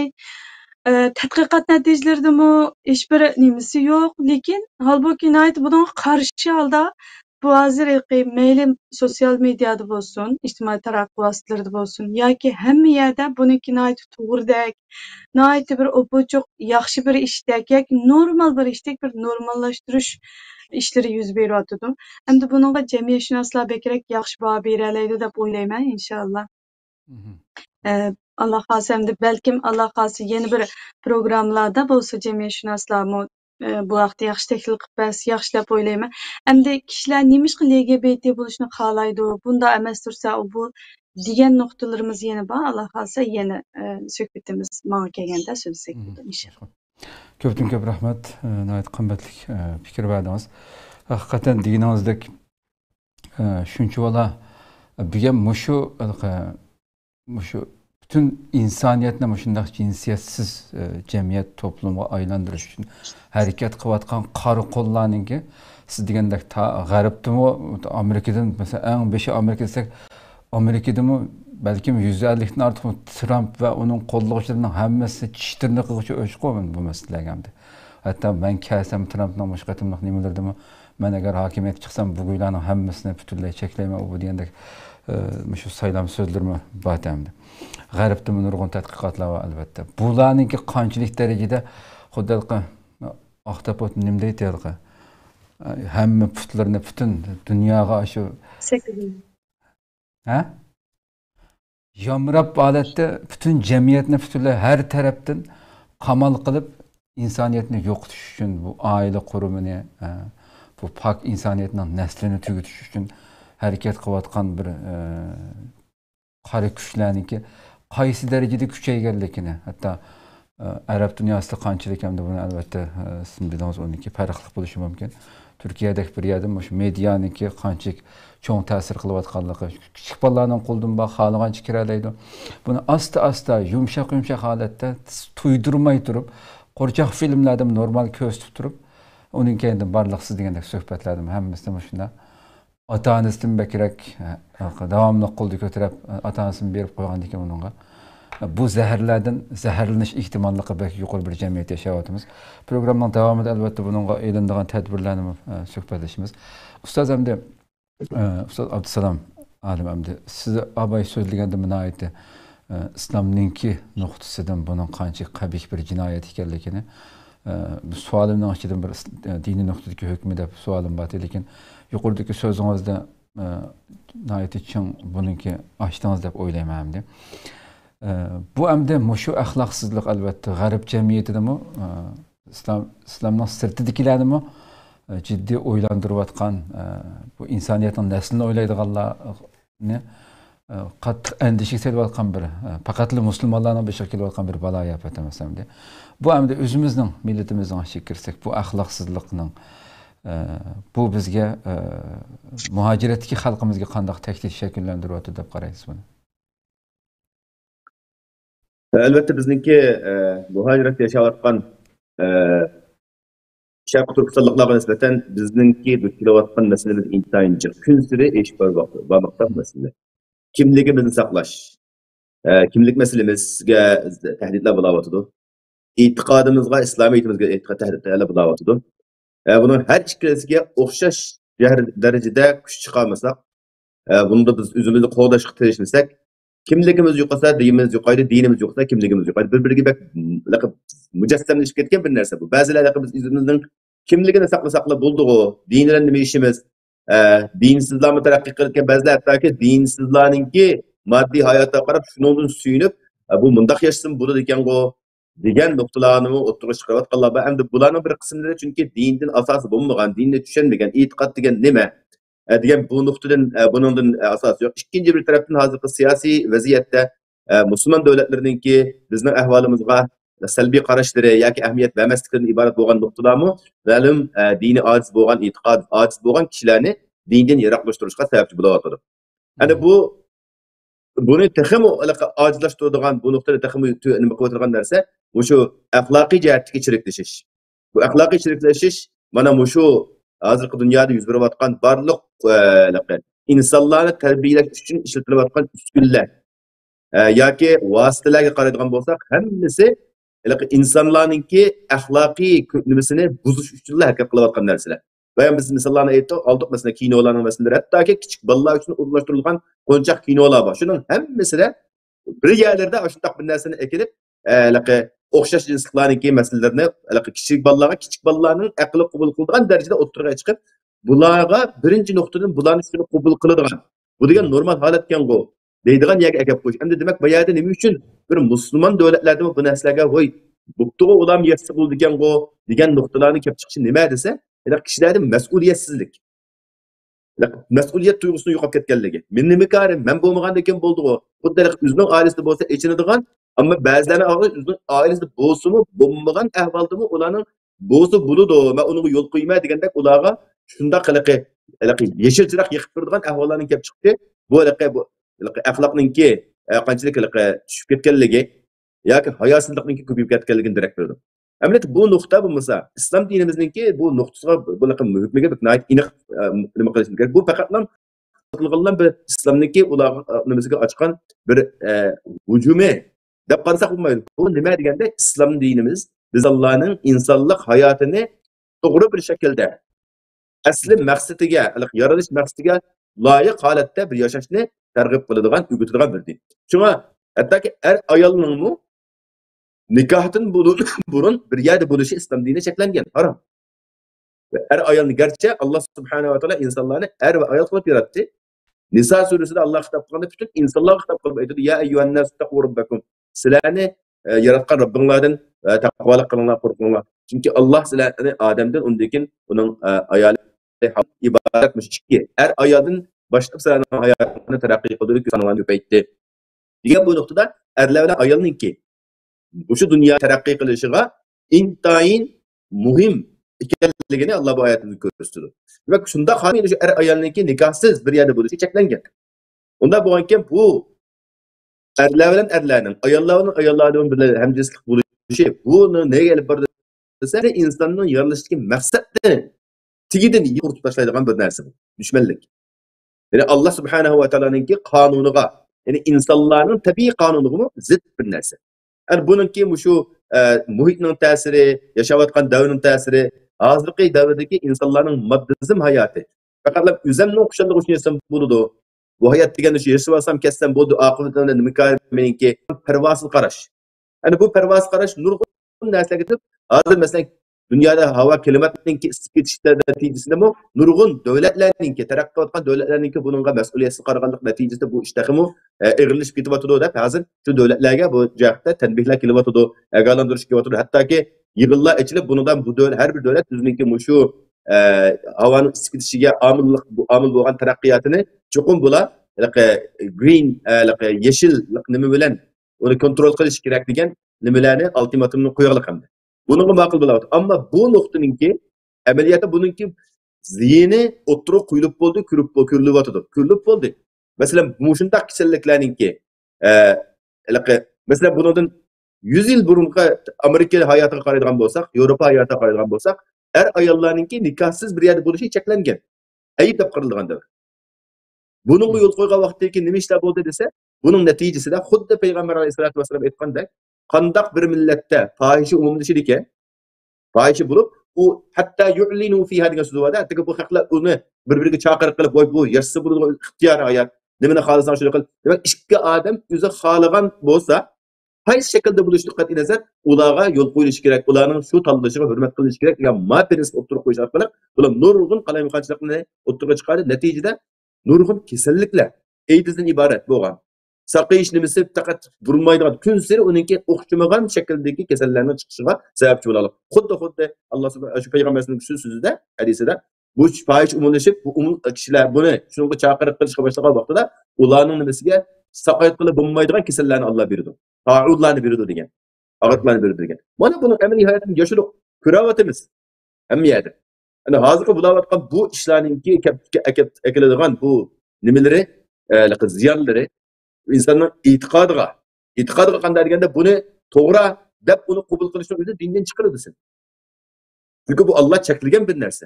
Alloh cheklagan, harom qilgan narsani uni agar bir odam qilsa-mu xatoligini bilib turib bo'lmay xato qilib qoldim degan odam bilan qilmay turib uni qabul qilgan odamning jinoyati surishtirgan vaqtida qilmay turib uni qabul qilgan, uni halol sanagan odamning jinoyati eshib ketadi. Demak dindan chiqadi. Buni biz diniy jihatdan shunday ko'rishimiz kerak. Axloqiy jihatdan buniki ofati, buniki ziyni hammamizga ma'lum. Ammo buni tushunmagan odamlar nari dini va buniki hech qanday ziyni ko'rmaydi, foydasi bor deb qaraydi. Demak, bu yerda foyda ziyonni biz o'zimizningki kallasi bo'yicha bir kishi kallamizdan beradigan bo'lsak, u vaqtda hamma odamningki yashash nimasi o'lchimi o'zgarib ketadi, qalaymiqon bo'lib ketadi. Bu yaxshi yomonning belgilaydigan bir qonun bo'lish kerak bu yerda. Bu qonunni kim chiqaradi desa, shu yaxshi yomonninki tegitakni biladigan, shuningki eng to'g'ri mutaxassis bo'lgan shaxslar bo'lish kerak. Buningda bu masala kelganda albatta Rabbimiz Alloh subhanahu va taolo insonlarni va insonlarningki foydasining qayerda bo'lganligi, ziynining qayerda bo'lganligini Alloh bizga shu Qur'oni Karimda bu voqeani mushundaq ofatlarni keltirib chiqib, buning jinoyatiningki ig'irligidan bularga faqatla birdan bir uni biroqlam yo'qitib etganligini Alloh Qur'oni Karimda aytadi. Val mu'tafikata ahwa. Ya'ni ular dunkum turitilgan. Faqashshaha maqashsha ularning ustiga tashlar yog'dirilgan ustidan. Chunki bularniki bu illatni nasiyat bilan, agolantirish bilan, hatto qo'rqitish bilan hal qilinmagan bir masala bo'lganda, Lut alayhisalom degan masala fattaqulloh, Allohdan qo'rqinglar degan so'z bor. Hatto ularga ikkinchi bir chiroq yo'lni ko'rsatgan bo'lsa, ayollar bilan, qizlar bilan to'y qilib, juda yashanglar degan taraflari bor. Undagi sizlar shunday bir jinoyatni qildiryapsa, bu bal antum qawmun adun, sizlar haddidan eshib ketgan bir qavm. Bal antum qawmun musrifun. Sizlar taxib isrof qilsa demak bu bir ishni joyiga qilmayapsizlar, ishni o'rnini buzib qo'yapsizlar. Bal antum qawmun tajhalun, sizlar jahillik qilyapsizlar. Bilim qasddan bilmaslikka turyapsizlar bu masalada. Deb shunchalik ig'ir nasihatlarni qilsa, bularga hech qanday ta'sir bo'lmagan. Shunga Alloh Qur'oni Karimda falamma jaa amruna ja'alna 'aliyaha safilaha. Ya'ni bizning bu hukmimiz keladi, bularning bu maydoni iniq bo'lib bo'lgandan keyin Alloh shunga loyiq ularga muomala qiladi. Ana hozirgi bu masalada bizning dinimizda bu masala faqatla fiqhiy jihatdan ma'lum nuqtalarni bilib olish uchun islom dini chunki buning nimasi bo'ldi? Asli xunsa degan so'z tug'ilma shaklda uning erligi yoki ayolligi iniq bo'lmagan bir nodir holatlar bo'ldi. Bundaq bir bular ustida islom dinimizda alayda ulamolarimiz, fiqhiy olimlar bu masala ustida to'xtalgan. Chunki buni bekitmasa bir qizningki tug'ilgan vaqtda ras qizligi yoki o'g'illigi aniq bekitilmasa, buning oqibatida nurg'un masalalarga nima bo'ladi, uni ta'sir qiladi. Masalan, diniy hukmlarga kelgan vaqtimizda buningki sunnatini qilish o'g'illar bo'lsa, undagi meros masalalari bor, nikohlanish masalasi bor, kiyinish, badanni yo'gash masalasi bor. O'g'illarga bir xil belgilama bor, qizlarga bir xil belgilama bor masalan. Namozni boshlab o'qigan imomlarningki masalasi bor. Agar uningki o'g'illigi aniq bo'lmasa, u vaqtda u xunsaninki mushkil deydiganlar va haqiqiy ikki xil bo'linadi. Belgilaydigan tibbiy olimlarningki yordamiga tayinib turib, uning ham mavi o'g'ilga mayilki, o'g'illik nimasi yo'q bo'ladi, hormonni tekshirish orqali bo'ladi yoki uning jinsiy a'zosiniki, ma'lum taraflariniki ve fiziklik tarafını kögen türüp görüş arkalık ona hem oğul baliken de şu oğul boyunca hüküm kılınırgan, eğer kız kendisi kız boyunca hüküm kılınır, şunun neticesi de başka hükümlerge mi şunun karta muamele kılınırgan tarafları var. Bu İslam dininde belirtilgan. Bu nait az, milyonda bir yoki necha milyonda bir ko'riladigan bir nadir bir ahvol. Buningmi islom alohida nima qilingan ko'rsatilmagan. Ammo hozir biz duch kelayotgan masala nima desa, u to'g'ri emas. Kishilar faqat xiyoliy narsaga, o'zining qiziqishiga qarata bo'layotgan narsa. Ba'zi rayonlarda hozir hattoki doktorlar, tug'ut doktorlari bola tug'ilgandan keyin u bolani bu qiz yo o'g'il deydigan so'zlarni ishlatilmaydigan holati kelib qolgan. İngilizce bo'lsa he she degan nuqtalar qiz o'g'illarni mesela huwa hiya deymiz arabchada. O o'g'il qiz deganga bu nimalar ishlatiladi, almashlar ishlatiladi. Shuni ishlatmay they ular degan so'zni iste'mol qilishni tashabbus qilinyapti. Hozir ba'zi yerda rasmiy qonunlashtirildi. Ben bir maktabdan o'qituvchi bo'lib sifatim bilan biz bilan birga o'qituvchilik qiladigan bir ingliz o'qituvchi bordi, matematika o'qituvchisi. O maktabdan yeni bir maktabga yaxshiroq uning bir fursat kelib, shu yerga ketaman deb, bo'lmasa maktabdan aytib yaxshi o'zim xushal nimada muhiti yaxshi bo'lgan. Chunki musulmon bolalar o'qiyotgan maktablar, islom diniy maktablar, bunda fanniy darslar burada o'xshash boshqa hukumat maktablari bilan, ammo bunda diniy darslar kirgiziladi. Bunda bo'lganki muhit yaxshi bo'ladi, bolalarning o'qituvchilarga muomalasi yaxshi bo'ladi, hurmat bo'ladi. Ammo ba'zi hukumat maktablarida unda bir narsa yo'q. O'qituvchilarningki izzati o'quvchilarnikidan tumanga tushib qoladi. Shunga ammo ba'zida iqtisodiy, moddiy jihatdagi yoki beriladigan maosh qarata ba'zilarida shuni tanlab qoladigan yeri bor. Chunki bu bir yerda xizmat chiqib yoki ketib bir oy o'tmayla bizlar shu billa ishlaydigan do'sturga uchur qilibdi bu. Bir o'quvchim tunigun o'zini ismi bir o'g'il o'quvchi, o'g'il nomi bilan kelgan. Bugun kelibdi, bugundan boshlab men ismimni o'zgartirib, meni bugundan boshlab bunda chaqiringlar dedi. Musulmon emas bir o'qituvchim da'vatgan gapim. Men o'zim nima deyishni bilmadim, chunki eg'izda kunib qolgan bir ism bor aniqda, tunigangacha bo'lganlikda uni o'g'il ism bilan atab qolgan. Ama bugün qiz bo'lganki, bularning shu o'zgarish majburiyati va cho'qim shunda atish kerak. Ba'zi ahvollarda ashudaq demay qolganligi uchun, qiz yoki o'g'il deb qolganligi uchun xizmatidan ayrilgan o'qituvchilik limisi, kinishkisi bekor qilingan ahvollar bor. Demak, bu shu odamlarningki o'zininki psixikasining buzilishi normal odamlarning psixikasiga ta'sir etkazib, ularning hayotini qalaymoqlashtirayotgan ahvollar bo'layotdi. Demak, buni xatolik deb qabul qilmasdan o'zi bu bir xato. Texnik uchun xatolik. Ammo bu yerda ularni inson qatorida ko'rish degan gap bo'lsa, muomala masalaga kelgan vaqtda bu ikki xil narsa. Birisi diniy nuqtadan qaraymiz, yana birisi insoniy nuqtadan qaragan vaqtda u inson bo'lgan berib uni o'g'in so'qqan yoki o'ttirayotgan degan narsa chiqmaydi. Buni o'z loyig'ida uningga muomala qilish. Masalan, agar shunday bir xo'shlik bo'lib qolgan bo'lsa, uningga biz qo'shnidarchilik muomala qilish. Agar uning bir moddiy inson yuzini bir narsaga yo'yishli bo'lgan bo'lsa, indirib qo'ysa, uningda bir nima yo'q. Ammo buni qo'llaymiz. Buni qo'llash kerak yoki shularningki qabul qilishiga erishishimiz kerak degan ma'nodan bir siyosiy jihatdan xatolashish bu biz uchun bo'lganda yomon cho'q xato. Xo'sh, ko'pdan ko'p rahmat. Haqiqatan ya'ni buni bugun shunda bir jamiyatda yashayotgan xalqning o'ttirisida ba'zilar zaten millatning bu fikrlarni o'ttirib qo'yayotganlarning ba'zi ko'pinchadirg'u hech millat tarafidan amiyatda e'tirof qilinmaydigan axlat maxluqlar. Ammo ziyoli deyilayotgan ba'zilarning buni yaqinda bu millatning ichida shundoq bir shamol chiqarib qish urinishlari haqiqatan insonni echindirdi va uning keyindan bu millatning bo'ron chapqinlarga uchirgandan keyin yozgan narsami insonni echindirdi shu hamda butunlay puchak narsalar hammasi. Seni kim qo'llayotdi, kim pul uryotdi, uni qilyotdi, buni qilyotdi. Xuddi uni qo'llamasa boshqa bir ish bo'lmaydigandek. Ya'ni bu taqdid masalan bir qo'shimcha qilsak, mesela 1969 yilga qadar bu narsa Amerikada bevosita buni jinoyat, hattoki shunga nima qildigan, shunday odamlarning bir yerga yig'ilib qildigan klublar bo'ladigan. Shu maxfiy elib beriladigan. 1969 yilda Stonewall degan bir nomli bir klubda maxsus shundaqlarni amnistiyaniki bir yerga yig'ilgan vaqtda bu yerga saqchilar besib kirib bularni nima qilgan? Tutqan aytib bularga cho'ng nimalarni qilgan, haqorat qilganda shuning bilan bunga qarshi undan keyin shu yerda 3 kunlik cho'ng namoyish bo'lgan shu New Yorkda.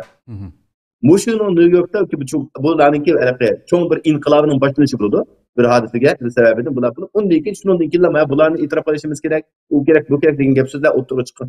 Ularda masalan hattoki bu nurg'un bo'lgan masalalar Nixonning Amerika padişahı Nixonninki prezidentninki degan gapi biz bu narsalarni o'ngishimizsak, biz buni yo'l qo'ysak, Amerikaninki yo'qolishiga, vayron bo'lishiga biz yo'l ochgan bo'lamiz. Bizning oqibatimiz tugaydi, xatar degan so'z bor shuni. Keyin bu demak buning bir 100 yillik atrofidagi 100 yildan tuvan bo'lgan bir holatdagi narsa hozir umumyuzlik necha ming yillik insonlar tarixi. Bütün dinlerin tarihi ve başka her kandak bir insani bir hayatınki tarihinin heminin üstüne çıkıp durup başkalar aşını kabul kılıdığan, kabul kılması bulmaydıgan bir şekilde ben nurun devletlerde bu kanunlaştırılmışı diyen bu kançılık bu işinki iğir facia hikayeliğe, kabahat hikayeliğine bunun yüzünü kuralıyız. Yani bu biz üzümüzden şu hazır Avrupa'da mesela yaşayanlar üzümüzden evlatlarını kandak kılıp saklap kalımız. Bu meseleyi qanday taqabul turishimiz kerak degan ma'noda izlanishimiz kerak asli. Etmasa bu, ama shunga bir xil bir intilish bo'lish kerakki, chunki bizning diniy ham axloqiy masala hamma buni hech ishdan yuzlamay turib bunda qilib qo'yish.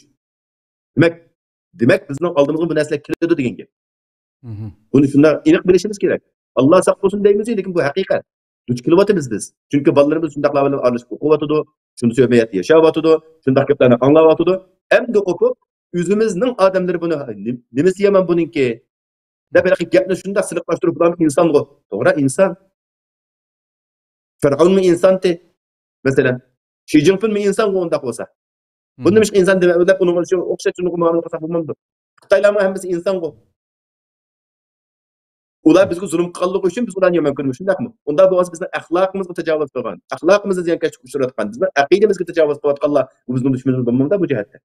Bunun için biz üzümüzü qo'g'dash, üzümüzning ularni o'zgartirmasak mi, aqallisi üzümüzni bu masalalarda yetildirish, qanday qilamiz, qanday qilishimiz kerak, tarbiyamiz qanday bo'lishi kerak degan ma'noda o'ylanmaslikni o'zi bu haqiqatan odamni ichindiradigan ishlarning birisida. Buni meni qalbimni ichishtirayotgan narsa bu. Biz nima qilishimiz kerakdi, nima qilyapmiz? Xo'sh. Sizlarcha, yani shunda bir vaziyatda bunda fikrlarni o'ttirg'a chiqib qolib, buni millatning ichiga etishidiki, buni bir normal hodisa ko'rsatishga urinishlarning keyinda nima bo'ldi sizlarcha masalanga?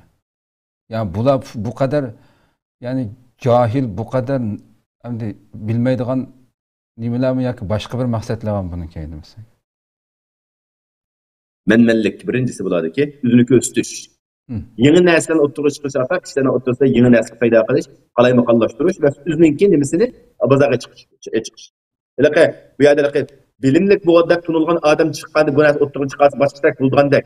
Ashta ko'p bo'la o'tiruvchi hozir. Kitap o'qib qo'yishlar, bir diplom olib qo'yishlar bir odam hammadan oldi o'tadigan ish yo'q. Unda bo'lsa iblisning oldiga hech kim o'tolmaydi. Iblisning bak olimti, hamma narsa biladi. Lekin uning qilgan ishi nimaga bo'ldi? İnsonga ziyonli qilib boqishga, shu ilmning o'zi uningki ziyniga sebep oldu. Ya buradaki ondaki ikinci bir narsa bu da xuddi bizning vatanda bir gapimiz vardı.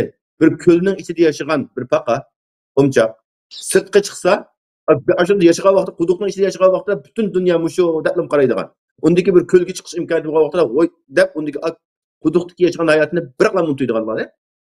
Ma shaklda hozir ba'zi bir shu nima desa bo'ladigan, ularning gapini qo'llaniladigan ularning gapiga hech qanday bir qarshi bo'lmaydigan bir jamiyatda yashayotganligi uchun tuyuqsizlar burun chiqqan quloqdan keyin chiqqan mungizga eshib ketibdi degandek ala qilib qoladi. Ular haqiqiy bayroqdarchilari keyinda qilib qolib, oldiga chiqib ularningki avangard xizmatchilar bo'lib yashashni o'zi uchun bir faxrlik bir yo'l deb qarab qoladi.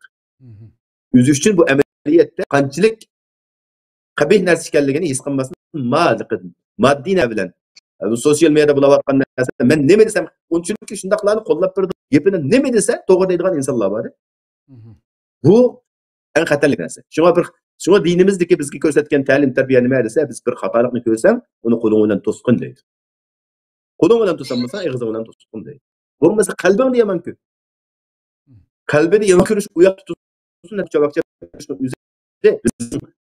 bizning Sharq Turkistonliklarning Uyg'urlarning tarixida bo'lmagan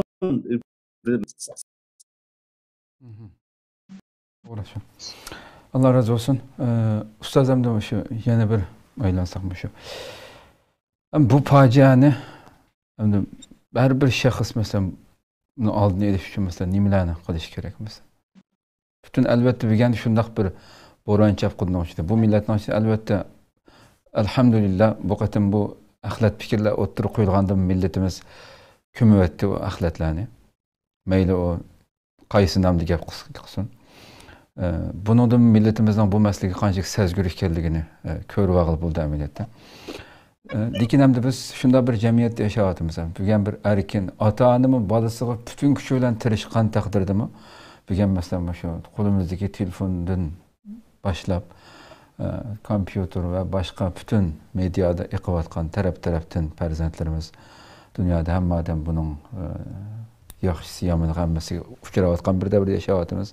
Nurg'un fikrlar buni hamma narsa, ya'ni uni ayiblaydiganlardan bakira qo'llaydiganlarning ko'p fikri vaqirab so'zlayotgan bir jamiyatda har bir shaxs, har bir Uyg'ur masalan nimalarni qilish kerak masalan? Shu nuqtadan bir olsak ham sizdan boshlaylik.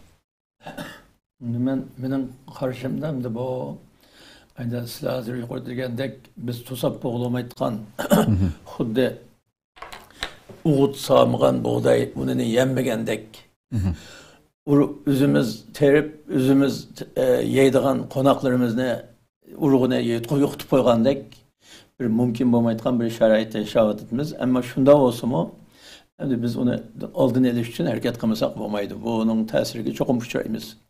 Anda bo'lganda biz buningda birisi, buning asosiy sabab bo'lgan narsa shu ijtimoiy jamiyat. Xo'sh. Endi u jamiyatdan to'sab bo'g'ilish kuchimiz yetmagandan keyin biz buning haqiqatini tashviqot qilish orqali hozirgidek bu hamjinslikniki salomatlikka bo'lgan ta'siri, salomatlikka qanday ta'sir ko'rsatdi? Undan keyin oilaga qanday ta'sir ko'rsatdi? Masalan, bir odamning ota-onasi bo'lmaydi ya da bir tuqqani bo'lmaydi, oilasi bo'lmaydi. Undan keyin ularda kuyinish, mehribonlik deydigan narsa bo'lmaydi dunyoda. Dünya nima bilan go'zal desa, mehr muhabbat bilan, kuyinish bilan güzel. Anda olgan keyin bu go'zallikdan ayrilib qolgan odamlarda shu vahshiy hayvondek, shu shahvoniy narsalarni o'ylaydigan, shuni ham qiladigan bo'ladi. Endi bizning mushu ishni qilgan yoki mushu yo'lga chiqib qolgan odamni obdan o'ylaydigan bo'lsak, buningki asli inson tabiatidagi rahatlanadigan, rahatdan bahramand bo'lgan odamlar. Masalan, mushu jinsiy munosabatningki foyda manfaatlarini shu to'g'ri yo'l bilan elib borsa, insonning badaniga butgan foydasi uningki. Qarshi tarafga butgan foydasi deganda biz nimada yashaganda o'qigan vaqtida bizga bir 600 xildan ortiq odam badanida muskul bo'ladi. U muskulni mina nima aynak piyanzaga, aynak taxtaga elib ikki aydakdan o'ttirgan. Ostiga bu palani muskulninki ko'rinishi modeli deb yozilgan Xitoycha. Uni biz mikroskop ostida 500 asrdan 1000 asrgacha yo'g'intib ko'ramiz. Ko'rib, shuni nimalarga, ko'zanlarga sig'dirsizlar, keyin buncha muskulning xeti yo'qni keltiramiz. Shu chog'da shuni yozadi sano'to deb bir dars o'qamdi. Bu shu nimaniki ishlarning operatsiya hammasini ko'rinish shakli o'xshamaydi sizlar? O'xshamaydi. 600 xilning 600 xil bo'g'ach shuni uni tuning deydi bizda. Endi tunish uchun uni bizda ko'rsak, bizga uning ichida eng ta'sir qilgani shu nimaniki jinsiy yo'lniki, ayollarning jinsiy yo'lniki muskulasi bo'ldimdi. Uningga mayli qiz bolalami, o'g'il bolalami hammasi shu nimaning muskuli deb xet yo'qni tepib aka ko'rsatkisi kelib qatamdi. Uni ko'rsak, boshqa muskullar masalan bir raxtak ya atlasdak ko'rinsa, bu jinsiy yo'lniki muskulasi anagul gelam deb bir gelimimiz var bizim Uygurlarning. Acayip başı rangliklar, ranglari qamlashgan. Mushu jinsiy yo'lning muskullari ashna ko'rinayotgan muskul kenemdi. Shuni bilan biz nayt o'ylab qoldik-da buni. Bu jinsiy yo'lning muskulini boshqa a'zoning muskuliga o'xshamayotgan bir rangda, ranglab. Shunda güzel bir yaratgan muskul kim bu? Bunu şu jinsiy a'zo uning ichiga kirgandan keyin rahatlanib, birinchidan tigish rahati, ikkinchidan purash rahati, uchinchidan tetish rahati, to'rtinchidan kurash rahati, beshinchidan ovozni anglash rahati. Mushu 5 xil tashqi rahat. Undan keyin ichki jihatda yana 5 xil sezgurimiz bilan uning rahatidan to'liq bahramand bo'lib, 10 xil odamdagi shu 10 xil huzurlanish organlarining hammasi rahatlangach, bütün bedendeki muskul to'qilmalarniki yoki teridagi muskul to'qilmalarniki tushkunlashib ketgan. Aşı rahat, yuqori pallaga chiqqan vaqtida. Chiqqandan keyin bedende bir xil gaz olab, sesiq gaz. Bu sesiq gaz aş tushkundan chaqda chiqish fursatiga ega bo'ldi. O gaz holatga ketdi taşı hamda. Chiqayotganda insonning badandagi gaz chiqayotgandan keyin bir xil rahatlanish. U chaqda qadar rahat emas, undan keyingi echilgan ko'ngil, undan keyingi sayohatdan echilgan bir rahat insonda yuqori pallaga chiqqandan keyin bu odamning undan keyin kulkisi ko'paytgan, xo'shal xuram yashash holati shakllanayotgan, dunyoga kelganga nihoyat faxrlanayotgan, o'sha oilani tutib o'ltirganga, o'sha bolalar bilan bir uyda o'ltirganga rahatlanib, shukr aytayotgan yoki unga bir o'zi rozi o'tgan bu turmushdan rozimanlik holati shakllanadi. Unda olganda insonda biz baytdan Münira xonimi dedi, odam badani ruhlan jismdan tuzilgan bir gavda. U herkes cisim adam emas, ruh adam emas. İkilisi bize kelganda andan ki bu insan buludu. O şu nimeninki bedenimizdeki uzuqluqi mesela hazır aksel, may, kanat dep bizden yegen bir nersimizni 60 xildek terkipki bölümümüz. Aşı terkipini bedellerimiz üzge elip, şümürüp, aşınından uzuqlanıp, inandıkken ösüp köpüydü. Ondan keyin onun madalmışı olab artık buzuq narsani chiqarib o'tib, foydalarini elib inson hayoti davomlashadi hamda fiziologik faoliyatlari sog'lom holatda davomlashadi. Mao jismninki modda almishish sog'liq holati. Endi ruhning cho'disi, ruhning mashinaga o'xshash, oqsil may, qanat vitaminlardan 30 xildan ortiq vitamin, mineral moddalardan 20 xildan ortiq mineral modda hammasi inson badaniga lozim bo'lgandek, ruhning mu shunday narsa lozim. Bunga ularman polo, man to'shaqdan chiqqan bayqa tarkiblar anda moddiy holatda emas, ma'naviy holatda kelish kerak. Bu ma'naviy holatga oqsil qon vitaminlar hozirgi fan texnikada arilmadi. Uni uqib bilamadik. Chunki ruhning nimaligini bilmagan ekan, uni yetqa uzuqni bilmadi insoniyat dunyosi yoki meditsina uni yetmay qoldi. Ammo bizning ruhimiz, men yuqorida degandek bu jinsiy munosabat uning bir turi.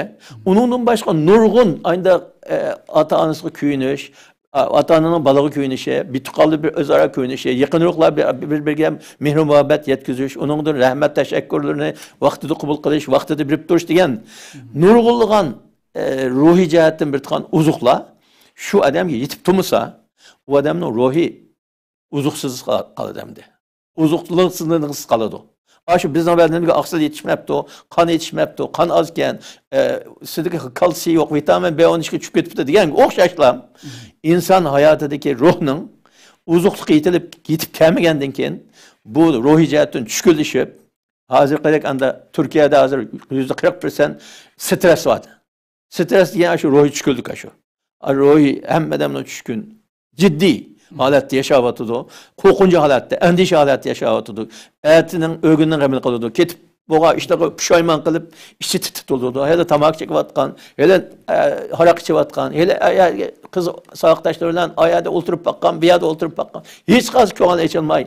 Ruhine kanmay, teşnalıkka. Bir xil aç arva halatda boğandakin, o adam bu dünyadan zikidamdı.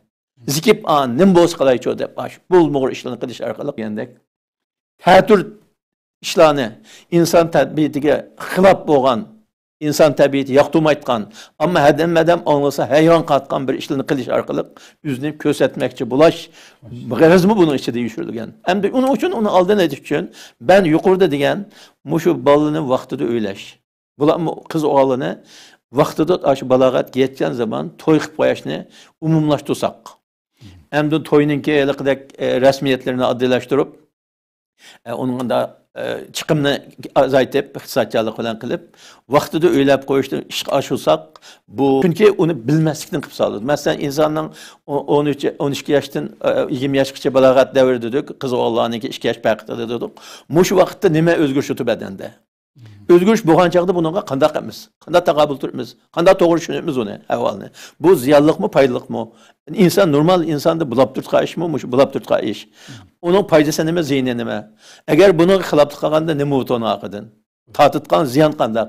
Abdusalom qarama oxiratda tatitgan ziyonni biz hozirgi dunyoda naq tatitgan ziyonni desak masalan, bir odamninki masalan baydadik cinsi a'zoninki, cinsi yo'lninki, ichidagi to'qilmaninki go'zalligi xuddi jannatninki tasviriga o'xshash to'qilmadan tuzilgan rahatlik o'rgan. Uningga jinsi a'zo erlarning jinsi a'zosi kelgandan keyin u yerda rahatlanish orqali ruhga uzuq verganga o'xshash. Andoq bir maq'atdan iborat bu yerdan eng buzuq narsa chiqadigan bir yerga uni silish orqali u hozir eng ko'p uchrayotgan mazibaz yollig'i. Ayollardagi daspo'chaloqligi deganlar nimadan bo'laqliq desa, üç ay tayoqchi bakteriyasidan bo'ladi. Eng birinchi mikrob, hammadan biladi. Eng birinchi mikrob, hammadan biladi uni, bakteriya. Uni antibiotik dori ishlatamiz, albatta. Endi u nereden chiqadi? 3 aydan chiqadi o. Shu 3 ay shuning iskelati o. Yerga nimishqa pakiz narsani yerga tiqib, u narsani yuqtiryapmiz hamda. Demak, bu aqlga, mantiqqa faqat uyg'on emas u. Andaganda buni bilmaslikdan qilib soldi deb o'ylayman men. Çünkü onu düşenmegendiği için bilmezken kısalep abay biz degandek kin könüp kaldı. Könüp kalgandayken onu da nima kılanmadı, üzerine tahtanmadı. Mesela bu şu heroin çekki adam şunu bilgen bolsa anda hacet çıkkandı ben sezdim nurgun naslını. Ama ben bir kitap yazıp Uygurca. Şunu bir otur koyutay dep dadam cinsi azizlikni erlerdeki cinsi azizlikni Uygurca davalashda bir kitap yazgan onu bazı azık kadın gap banda bek çıkmamaz. Aşını mı haklı? Bana yüzümge o ilacım acep bir sakal olan. Aşında aksakal. Kilişken bir adam mujdan deptike ya. Dep. Ben çıktı yüzümge bana adam ne eyiplegandak digeldik için ben bu Uygur milleti de bunda işlerini siyassak kollaş kim bir külküge kağıdak mı dep yandım ben akımga. Hem de yeni bir gemiyade oturup yeni keldevinin adamga zaten bu kitap ne yazıp etişkerken bizim Uygur tildeki Uygur milleti dünyanın arkadaşı. Bunda bir cinsi savattın. Haberdar oluş gereken dep oyladım. Mesela bu kırgan adamlar cinsi münasebet yaxşı kılanmay, cinsiyetini kuştan tutkan doğru talep kılıp oturdu. Ama o adamda kan besimi yukarı, yürek kesili var, şikayet kandı yukarı. Onun udarını bersek ziyan kılıdı ya ki hatar çıkışı ihtimalına ait zor. Biz onu beğenmeye başkasına veririz. Ama o kırganda kıtkan cinsi münasebet kıtkan başka usul mu var o? O darime o cinsi azayımız, cinsi azalı meselelerinin cinsi münasebet kılışka teyyav olmaganda kılal etkan nurgun usul tedbir gumpulu var. Onu deprişimiz gerekti aslında. Deprede desek bizim kılın adamken, demtik edip milletimizin aldıkları inovatimizga tersi yetip kalıpken hele ki set bir lakam çıkıp kalamı o ya degandek her xil oyda bunda gaplarni depagimiz kelmedi. Hem de şuna muşun hem de bir deprişimiz, ikinciden ictimai cihetten bunu tizleştirip toyunu kıp birişimiz, üçüncüden bunun aşı payda zihnini inik kıp uxturup koyaş arkalık xatardan hem cinslikla dolqunudan qutquzuluşimiz gerek biz milletine. Allah razı olsun baki yaxşı. İlk böyle. Hem de Munira Hanım şu abay sizin mesela sözünüzde dediniz mi şu hatta ki şu sualın açımı şu nimişqa hem cins buluşunu tallaydı hem cins tuğumu diyen geçse abeyki bazı tədqiqatlarının bu meselenin ki bütünlüğü emestikine en ahırda siz Zeki Bayraktar'ın ki oturusunu anladık 2019 yılı 500 bin yakın kişi tarafından elip verilgan. Bu meselenin dediniz hem şu ama bir körümümüzün ki sualı yazması dikkatimi tatdım ya da Türkiye'deki danlıq psikolog Gülseren'in ki kitabı da bir hikayeni yazıp en ahırda. Hem bundaq bir şunda bir buhranlıq bir cemiyet yaşayatımız hem de. Deptu ki ahırda müşahede. Ailinin şundaq bilgen ki şu perzentlerimizge ustaz mutibbi noktadan sözüldü. Şu ata-analarning ama ailede şundaq perzentlerinin ki şundaq her xil buzuq iqimga mail bo'lib qolishiga sebep bo'lish ehtimolliqi qanchalik bor buni oldini qanday qilish kerak qisqa bir shaklda deb aytmoqsiz. Albatta aileniki bunun ta'siri cho'ng bo'ldi. Qanday degan chog'da Bay eng başta men degende agar esinglarda bo'lsa, endi bir odamniki işte ruhiy jihatdan ojizlab ketishi, psixikasini buzilishida bu odamniki aslida shu sirtqi ta'sirni uchirganligi yoki oiladagi bir oiladagi yaxshi emasligi, ota-ona orasida, farzand orasida munosabatlarning yaxshi emasligidek nurg'un sabablar tufayli bu odam zodi psixikasi ojizlaydi yoki ma'lum kasalliklar giribdor bo'ladi, depressionga o'xshash, anksiyetaga o'xshash, tushkunlik yoki tashvishlanish deganga o'xshash kasallarga giribdor bo'ladi.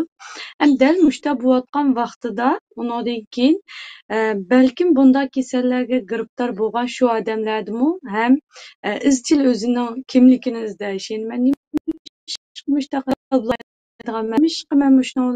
muşta odamlar, normal odamlar xushal bo'lgan ishlarda xushal bo'lolmaydiganman deb o'ylab turgan vaqtda bularninki, ya'ni mush LGBTlarninki qattiq kuchayotgan har xil vositalarda, har xil bir nimalarga uchirgan chog'da, ta'sirga uchirgan chog'da aniqlab bu odamdimi men mushundaqmanmi yo mushunda bo'lg'achqa men nima qilolmay qoldimmi yo men o'zim ayol kishini yaxshi ko'rgan o'xshayman qaraganda degan o'ylarga cho'kib undan keyin bular ahvollari nurg'un ekan.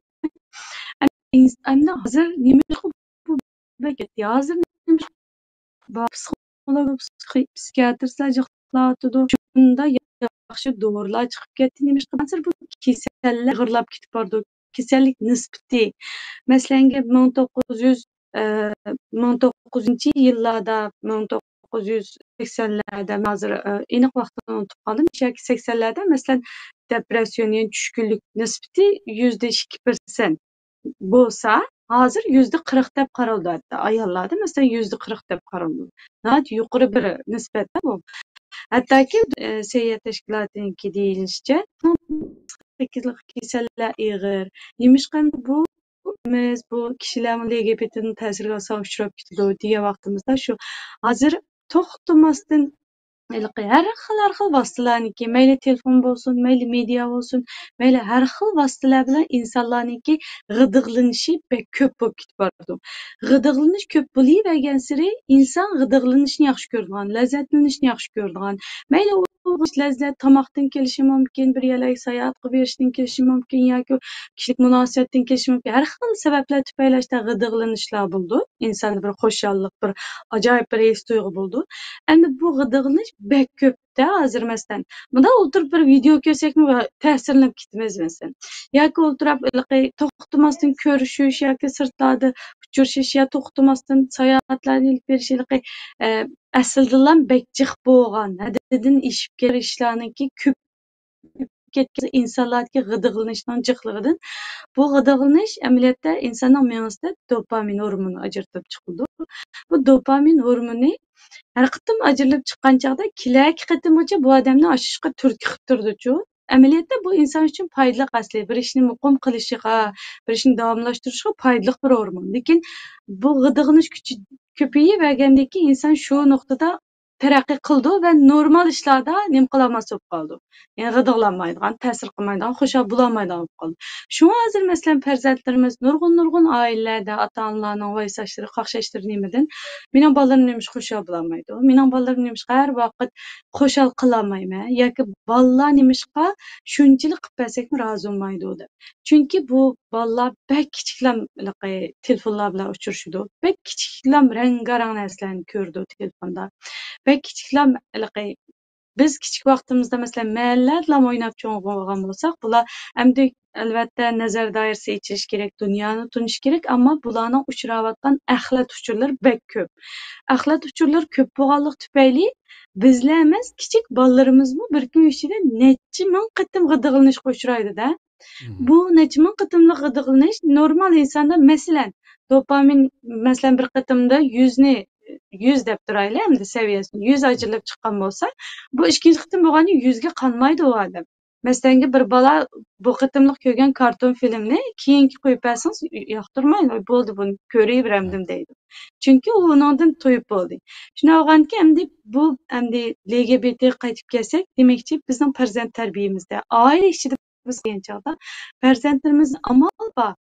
Bek ko'p g'idiqlanishlarga bek ko'p vositalarga, ya'ni amal bor ilmga, ilmni yaxshi ko'radigan, kitobni yaxshi ko'radigan, sirtlarga chiqib faoliyat qilishni, sirtlarga chiqib badan chiniqtirishni, oila bilan birlikda chiqib dala faoliyati, oilalar bilan bizniki hamda hozir urug' tuqqanlarimiz bo'lmagan ekan. Asli vatandagi shu jamoatlashish, vatandagi masalan bir jamiyatniki bo'lishi insonning psixologiyasi uchun nihoyat muhimda. Lekin hamda bizning bu yerda unday sharoitimiz yo'q, lekin biz oila do'stlari bo'la olamiz. O'zaro oila do'st bo'lish, farzandlarimizni bekrak sirtlarda yaxshiroq havoga uchirishish, undan keyin tanharkat qilish orqali masalan amal bormi shu to'rdagi g'idig'lanishlarga oz uchirish kerak. To'sib turishimiz kerak. Amal bor ularga izchil, hattoki masalan 10 yoshga kirmay turib telefonliq bo'lgan bolalar bor. Endi bu bolalar qancha baldur telefon o'ziga ega bo'lsa, telefonga ega bo'lsa, qancha baldur o'zi shu ijtimoiy tarmoqlarga kirishga hokim bo'lsa, yana men mana shunday xohlagancha kiralayman, xohlagancha ko'ralayman degan vaqtida bola shuncha ko'p g'idig'lanishga uchraydi va bu ishlar borgan sari normal bilindi bolalarga. Normal bilinganki, anda o'zimi normal hayotdagi masalan kishi nafasi xushul mumkin. Bir yerga olib borsa xushulmaslik mumkin. Bunda odam tig'imi cho'ng bo'lgan bir g'idig'lanishni izlaydi. Bu yer LGBT masalasi emas, yoshlardagi mushu tufayli hozir bo'layotgan hamda bu sababi masalan oila ichidagi qalaymuqonchilik, munosabatning yaxshi emasligi, sirtqi ta'sirlar ham bor. Hamda mushu manbai degandek, hamda insonning ziyoda shunday bo'lib ketganligi, ziyoda g'idig'lanishga uchrab ketganligi degandek bolalarning yaxshi boshqarilmasi sababdan LGBT ig'ib ketadigan balog'at davridagi bolalarimiz bor. Yoki bo'lmasa chekimlik o'rganib qolgan. Yoki bo'lmasa hozir masalan yana yoshlarning orasida, Uyg'ur yoshlarning orasida beshimizda ortayotgan masalan autizm, pantizm, eizm, yana agnostizm ham har xil ismlar bilan chiqayotgan, har xil shunday e'tiqodlar bor. Bularningki hammasining sababi shu yoshlarningki texmi bir o'xshamaydigan narsa izlash orqali o'ziga o'zining nemisini qandirish, g'idig'lanish hissiyotini, o'zini xushal qilish yoki bo'lmasa o'ziga bir tamkinlik izlash, bir xotirjamlik izlash. Chunki normal narsalar bilan o'zini qandirib bo'lolmaydi. Agar bu bola kichigidan tortib zodi qalaymuqon narsalar bilan ko'p uchrashsa, qalaymuqon videolarni ko'p ko'rsa, qalaymuqon narsalarni ko'p anglasa, demak bu bolaninki saviyasi o'rlab ketadi degan gap. Shunga amal bor biz oila ichida shu bolalarimizga, farzandlarimizga bu amaliyotda men shu Yevropaning kanallarida, farzand tarbiyalash kanallaridagi ostidagi yorumlarni o'qib baqdim-chu. Oshladim deylikda men bolalarimga telefon bermayman, 18 yoshgacha bermayman, yoki bo'lmasa bunda sotsial ijtimoiy tarmoqlar ishlatishga yo'l qo'ymayman deb. Bizmi shunday qilishimiz kerak? Ular unday qilgan yerda, masalan, bizmi shunday qilishimiz kerak? Izchil deyishimiz kerak. 18 yoshga kirgacha telefon ishlasang bo'lmaydi. 18 yoshga kirgacha ijtimoiy tarmoq vositasiz cheklandi. Buning yosh nimasi aniq bo'lishi kerak. Hozir bu LGBTlarmi shu ushuq bolalarga o'xshaydi-da. Men nima qilsam men qilib bersa deb ushuqlik qilib yig'lar ekanki, shuning bilan bu butun xalqaradan bo'ldi yig'lamaydiganlar ishi bo'lsa, mushular shu biz bechora, bizni tashlab etildik, biz ani uchirdik, mani uchirdik qilib ishi bo'lsa, mushularning deginni qilib beraylik deyotdi-da. Endi masalan bu bizga kelsak, bizning bolalarimizni shu. Agar biz o'zimizning qoidasida, qurollarimizni ching tursak, manda vaqtda ma'ni qilsa, manda vaqtda lekin siliq yaxshi vosita bilan uningki ziynini, foydasini ko'rsatib bergan, tushundirgan asosda to'rdimi nurg'un turk xo'jalarimiz bor, masalan, shularnikilarni o'zimiz qo'yib berib, masalan, qara, mag'uji munda debdi, munda ziyon bo'ldi ekan. Sen faqat manda kanallarni men ichib bergan vaqtda ko'ra olaysan. Muncha yoshli bola munchalik narsa ko'ra oladi. Muncha minut sening vaqting. Deganga o'xshash cheklamalarni biz yosh bolalarimizga, 18 yoshdan tuyan bolalarimizga qo'yishimiz kerak. 18 yosh vaqtgacha biz bolalarimizni qo'g'day olamiz albatta. Lekin bir yaxshi 18 yoshdan keyin qanaqa qilamiz yana uchrashudi deyish mumkin ko'plagan kishilar u chog'da. O chog'da bir yaxshi yeri biz 18 yoshgacha bu bolalar yetilib o'zining kimligini izlab tozaliqi davolg'ayotgan vaqtida biz buni cheklab turib, amal babini siliq vositalar ishiltish orqali, nim qilmaslik orqali, qo'rqatmaslik, o'rkitmaslik orqali buningga yaxshi usullar orqali yaxshi bo'lgan dunyoqarashini biz singdirib olsak, Zaten adamның içinde nima bo'lsa 18 yoshdan keyin nimaga uchrashgan chog'da balkim oz to'la ezib qilishi mumkin yoki bo'lmasa uning qarab g'ayri his qilib qilishi mumkin, lekin hamon bir kuni yana o'zimizning idisiga qaytib keldi. Chunki 18 yoshgacha bu bola mush narsalar qachilandi va 18 yosh vaqtida asosan bu yetilish, ya'ni biraqur to'xtaydi. Bu bola hali 18 yoshga 19 yosh kirgan bolalar balog'at davridagi bolalardek vaqirab o'kirab masalan yo bo'lmasa nim qilib batnab degandek ishlarni qilmaydigan barbara bolalar kichik bolalar qilmay deb o'zini to'xtatgan bo'ldi. Shunlashqa endi biz mush o'sib yetilayotgan vaqtida bolalarimizning bu nuqtaga bek diqqat qilishimiz kerak va mush LGBT so'ra bizga bolalar aniq so'rab kelishi mumkin. Nima ish qilib mushta bo'ldi yoki bo'lmasa biz qanday qilamiz degandek savollar kelgan chog'da bolam bu bir kasallik. Bunda kasal bo'lgan odam chuqur davolanish kerak. Hozir kishilar chunki bu LGBTlar bunda kasal bo'lgan sir bularning sotadigan narsalari jiq, moddizm jamiyati, bular har xil istaklari, har xil orzulari bilan bularga har xil narsalarni sota oladi. Bularni oldiga chiqarib turib nurg'un siyosiy o'yinlar bor kaynida. Bularning maqsadlari nurg'un, masalan dunyodagi insonlarning sonini azaytish, har xil siyosiy maqsadlar bor. Bunda maqsadlar bo'lganligi uchun bu hozir garchi kasallik bo'lsin, nurg'un odam qo'llab ketadi. Lekin bizning maydonimiz aniq bilan biz buni qo'llamaymiz, qarshi turamiz, hisoblashlik qilmaymiz.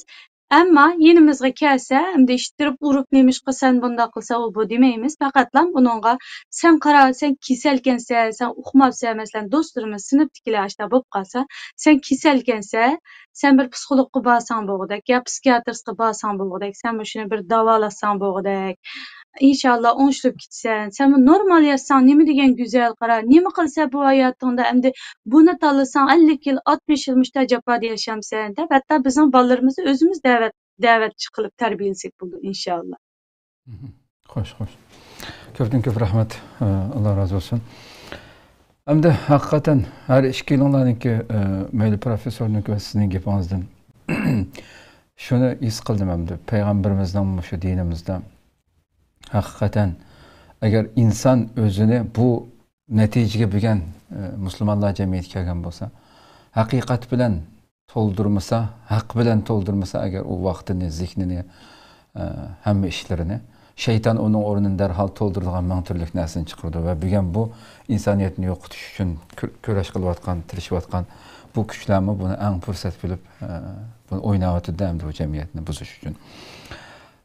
Endi ustoz Abdusalom shu ikkalarning gapiga qo'shimcha qildigan yeringiz bo'lsa, qo'shimcha qilsangiz bo'ladi albatta. Lekin programmamizga oxiriga kelib qoldik. Endi sizcha shu bularni yaxshi tushunchalar bo'ldi, tushuntirishlar bo'ldi. To'g'ri, bir tarafdan buning salomatlik masalasi to'g'risida yaxshi fikrlar, buncha albatta yaxshi muhim nuqtalar. Biz musulmon bilan bilan biz bu yerda yana shu masalaga duch kelgan, shu masalani qanday hal qilgan, buning qanday nasihatni qilgan, shu payg'ambarninki hayotiga murojaat qilsak, bundan nurg'un narsani topa olamiz. Masalan, Lut alayhissalom shu Sadum qavmiga payg'ambar qilgan vaqtida bularning shu qilmishi, shu buzuqchiligi, shu fahish ishlari umlashgan. Endi birinchi qilib bularninki asli maqsadi ularni chaqirgan. Sizlar dunyoga bundoq ish emas, sizlarning asli huzur oladigan ishinglar boshqa. Deb mesela birinchi qilib Allohni tunutish, ya'ni da'vat. Chunki birinchi nimasi payg'ambarlarningki Allohning birlik borligiga chaqirgan bo'lsa, fattaqulloha va ati'u. Ya'ni sizlar Allohga taqvolik qilib yashanglar va itoat qilib yashanglar. Bu shunaqa vaqtda sizlarga undan yaxshiliklar bo'ladi bir tarafdan. Buni desa ikkinchi tarafdan bu usulida yana ularga kuyinib turib birinchi beshitlar sen davzga qo'yib ketsa, undaq deganni qilgan yo'q. Müşteri Allah'tan korkunlar, itaatmen bununla. Ben sizlerin bu nağız kuyunuvatım sizlerge. Ben sizlerin bu hata yol kitabat kalganları bilivatım. Xuddi bir mutaxassisninki bir şu üzünün kesile ya bir doktorun aldığını keser kelgan bolsa, onu kuyunup, onu dava bir vatkandak, daiti laqit hikmet bilen, güzel uslub bilen, ularga davet kılatkanlığını biz şu Kur'an-ı Kerim usulü ve ma es'alukum aleyhi min ecr. Ben sizlere hiç qanday bir narsa talep qilmayman. Faqat bu kılatkanlığın hem meselesiyle kuyunuştan başka narsa emas. Mesela mükafat talep qilmayman deganda. Ondan keyin ularga ikkinchi darajada mushu yomon illatni ularga to'g'ri tushuntirib berish. Qaranglar, sizlar qilayotgan bu ishni ilgari hech kim qilib boqqan emas bu. Mesela balalarımızga mesela bu işler müsabaka vaktimizde bazıları bir ders bakıyor. Başında bir ders oturup çıkarsa, "Oy, bunda kendimi kılamsa, ağzını yum." Depla balaları bırakla nima koyduğundan onunki paranını başkalarından kırdı. Ata-ana boğucu bu ailede balalarınki bu suallarına ait astoydil anlaş ve astoydil cevap veriş. Astoydil cevap veriş için yüzde şu ilmi yitildiriş. Bu pek mühim. Ata-ana buluştuğun kelimesi de balalarını terbiyeleşte. Ular doğru usulda, doğru vakitte bir yürüyüş gerek. Olmasa yine bunun da netice hata çıkıp kaldı. Ama bu da İslam bir yerde "Atatun el-fahişete ma sabaqakum biha min ahad min al-islam." Qıpmağan, qılınıp bakmağan müştab buluştu. Ona kafanı qanda vurdu. Bilip durup, körep durup qavatamsızlar. Bunun da qarab baksanızlar, muşu arqılıq ayollarının hayata qarasızlar, ularınki hayatını bulğaysızlar. İkinci qılıb bu neslinglarni üzanglar qurutuzlar degenge o'xshash. La ta'tuna ar-rijala wa taqta'una as-sabil. Sizlar muşu erlar bilan munosabat qilib, üzanglarninki to'g'ri yo'lini, üzanglarninki ko'payish, neslinglarning ko'payish nimasi üzanglar tuzab qo'yibsizlar. Va ta'tuna fi nadikum munkar, cheklangan o'ringa yaqinlashyapsizlar degandek. Bu Bunu degandan albatta buningda qarshilik bo'lganligini bilishimiz kerak, uni his qilishimiz kerak. Bizning oldimizda mana bu shunga taqobil turib yoki buni qilamiz deganda bunga nurg'un nimalar burdi. Ayatlar ko'p bu yerda bizlarga nisbatan nurg'un so'zlar balkim sotsial medialarda chiqishi mumkin. Xuddi Lut alayhisolamning qavmiga degan tahdidlar saqlan. Akhrijuhum min qaryat, qo'llab chiqaringlar bularni. Unda bularni Yevropada dönüşte yaşaydı ki. Müslüman devletler yaşamamdı. Bir yer kelganda müşterininki qonunni nima qilib, qo'llab bularniki nimasiga hurmat qilish kerak deganga o'xshash. Ya bo'lmasa "Etina bi'adlillahi in kuntum minas sadiqin." Unda bo'lsa Allohning azobini keltirib deganlar tahdid xarakterli deyishi mumkin, buni duch kelishimiz tabiiy. Ammo bu yerda maydonda mustahkam turish masalasi bor. Xuddi Lut alayhisalomina qala inni li'amalikum minal qalin. Ben sizlarni bu qilmishinglarni yerginaman. Demak, maydonni ayiradigan vaqt keldi. Nasiyat qilish, maydon ayirish. Alloh taolo. O'zining ras bunun qarshi ekanligini haqiqiy amaliyat bilan ifodalab turish. Bu da'vatning eng muhim qismlaridan birisi. Biz bir tarafdan bugun uni bu xato qilib aytsin uni apaqchaga qo'lab chiqish buyursak, yatanahuna an munkarin fa'alu. Labisa ma kanu yaf'alun. Ular qabl ishlarni qabl tutashmaydi. Bularni qilmish nima degan yomon deb xuddi Alloh subhanahu va taolo Bani Isroilninki bir nimalarga shunda Alloh nima qilgan. Shuning natijasida ular jazolangan.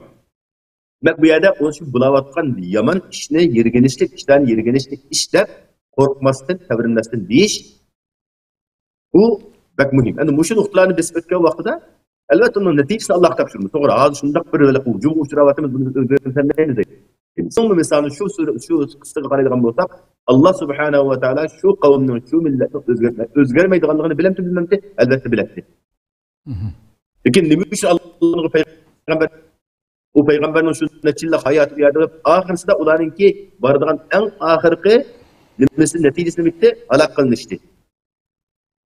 Namiya, ammo bu bosqichni Alloh subhanahu va taolo bu dunyoninki bir sunnati, Alloh subhanahu va taolo bir hikmati bilan bo'lgan bo'lg'achqa, shunga bu hamma nuqtalarni Alloh subhanahu va taolo bizga ko'rsatib, buni bizga shu hozirgi davrimizda ayniq qilib Alloh bizga Qur'oni Karimda buni qo'yib berdi.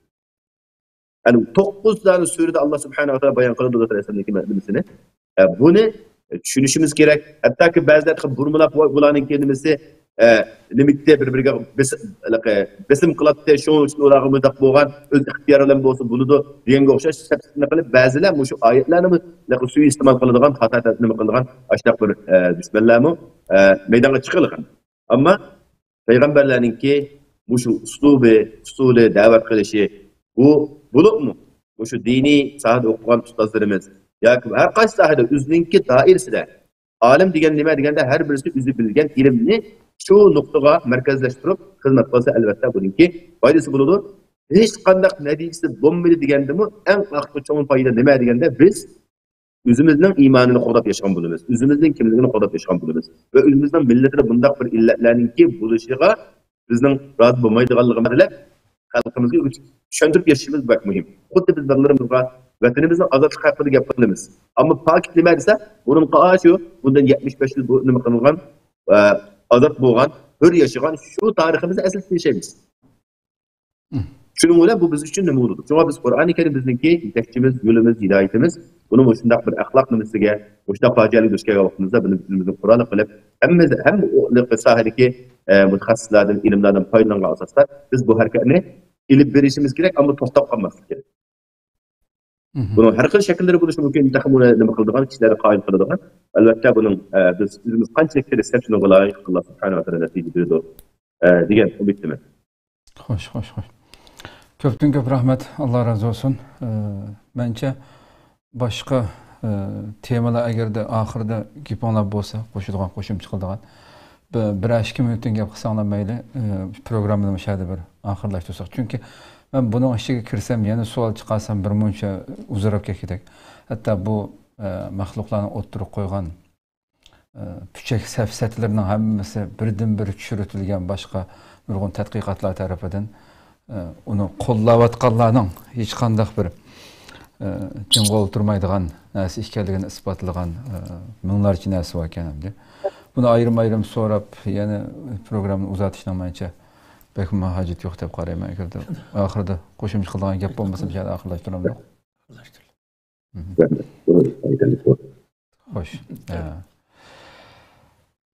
Xayr, unda olsa qadrli ko'ruvchilarimiz, mishada programmamizni oxirlashtirsak, bütün mehmonlarimga sirtdan qatnashgan va studiyada kelib bergan barliq mehmonlarimga ko'pdan ko'p rahmat aytaman. Barliq ko'ruvchilarimizga YouTube'da bo'lsin, Facebook'da bo'lsin, nurg'un inkas yozgan, fikr bildirgan barliq qarindoshlarimizga ko'pdan ko'p rahmat aytamiz.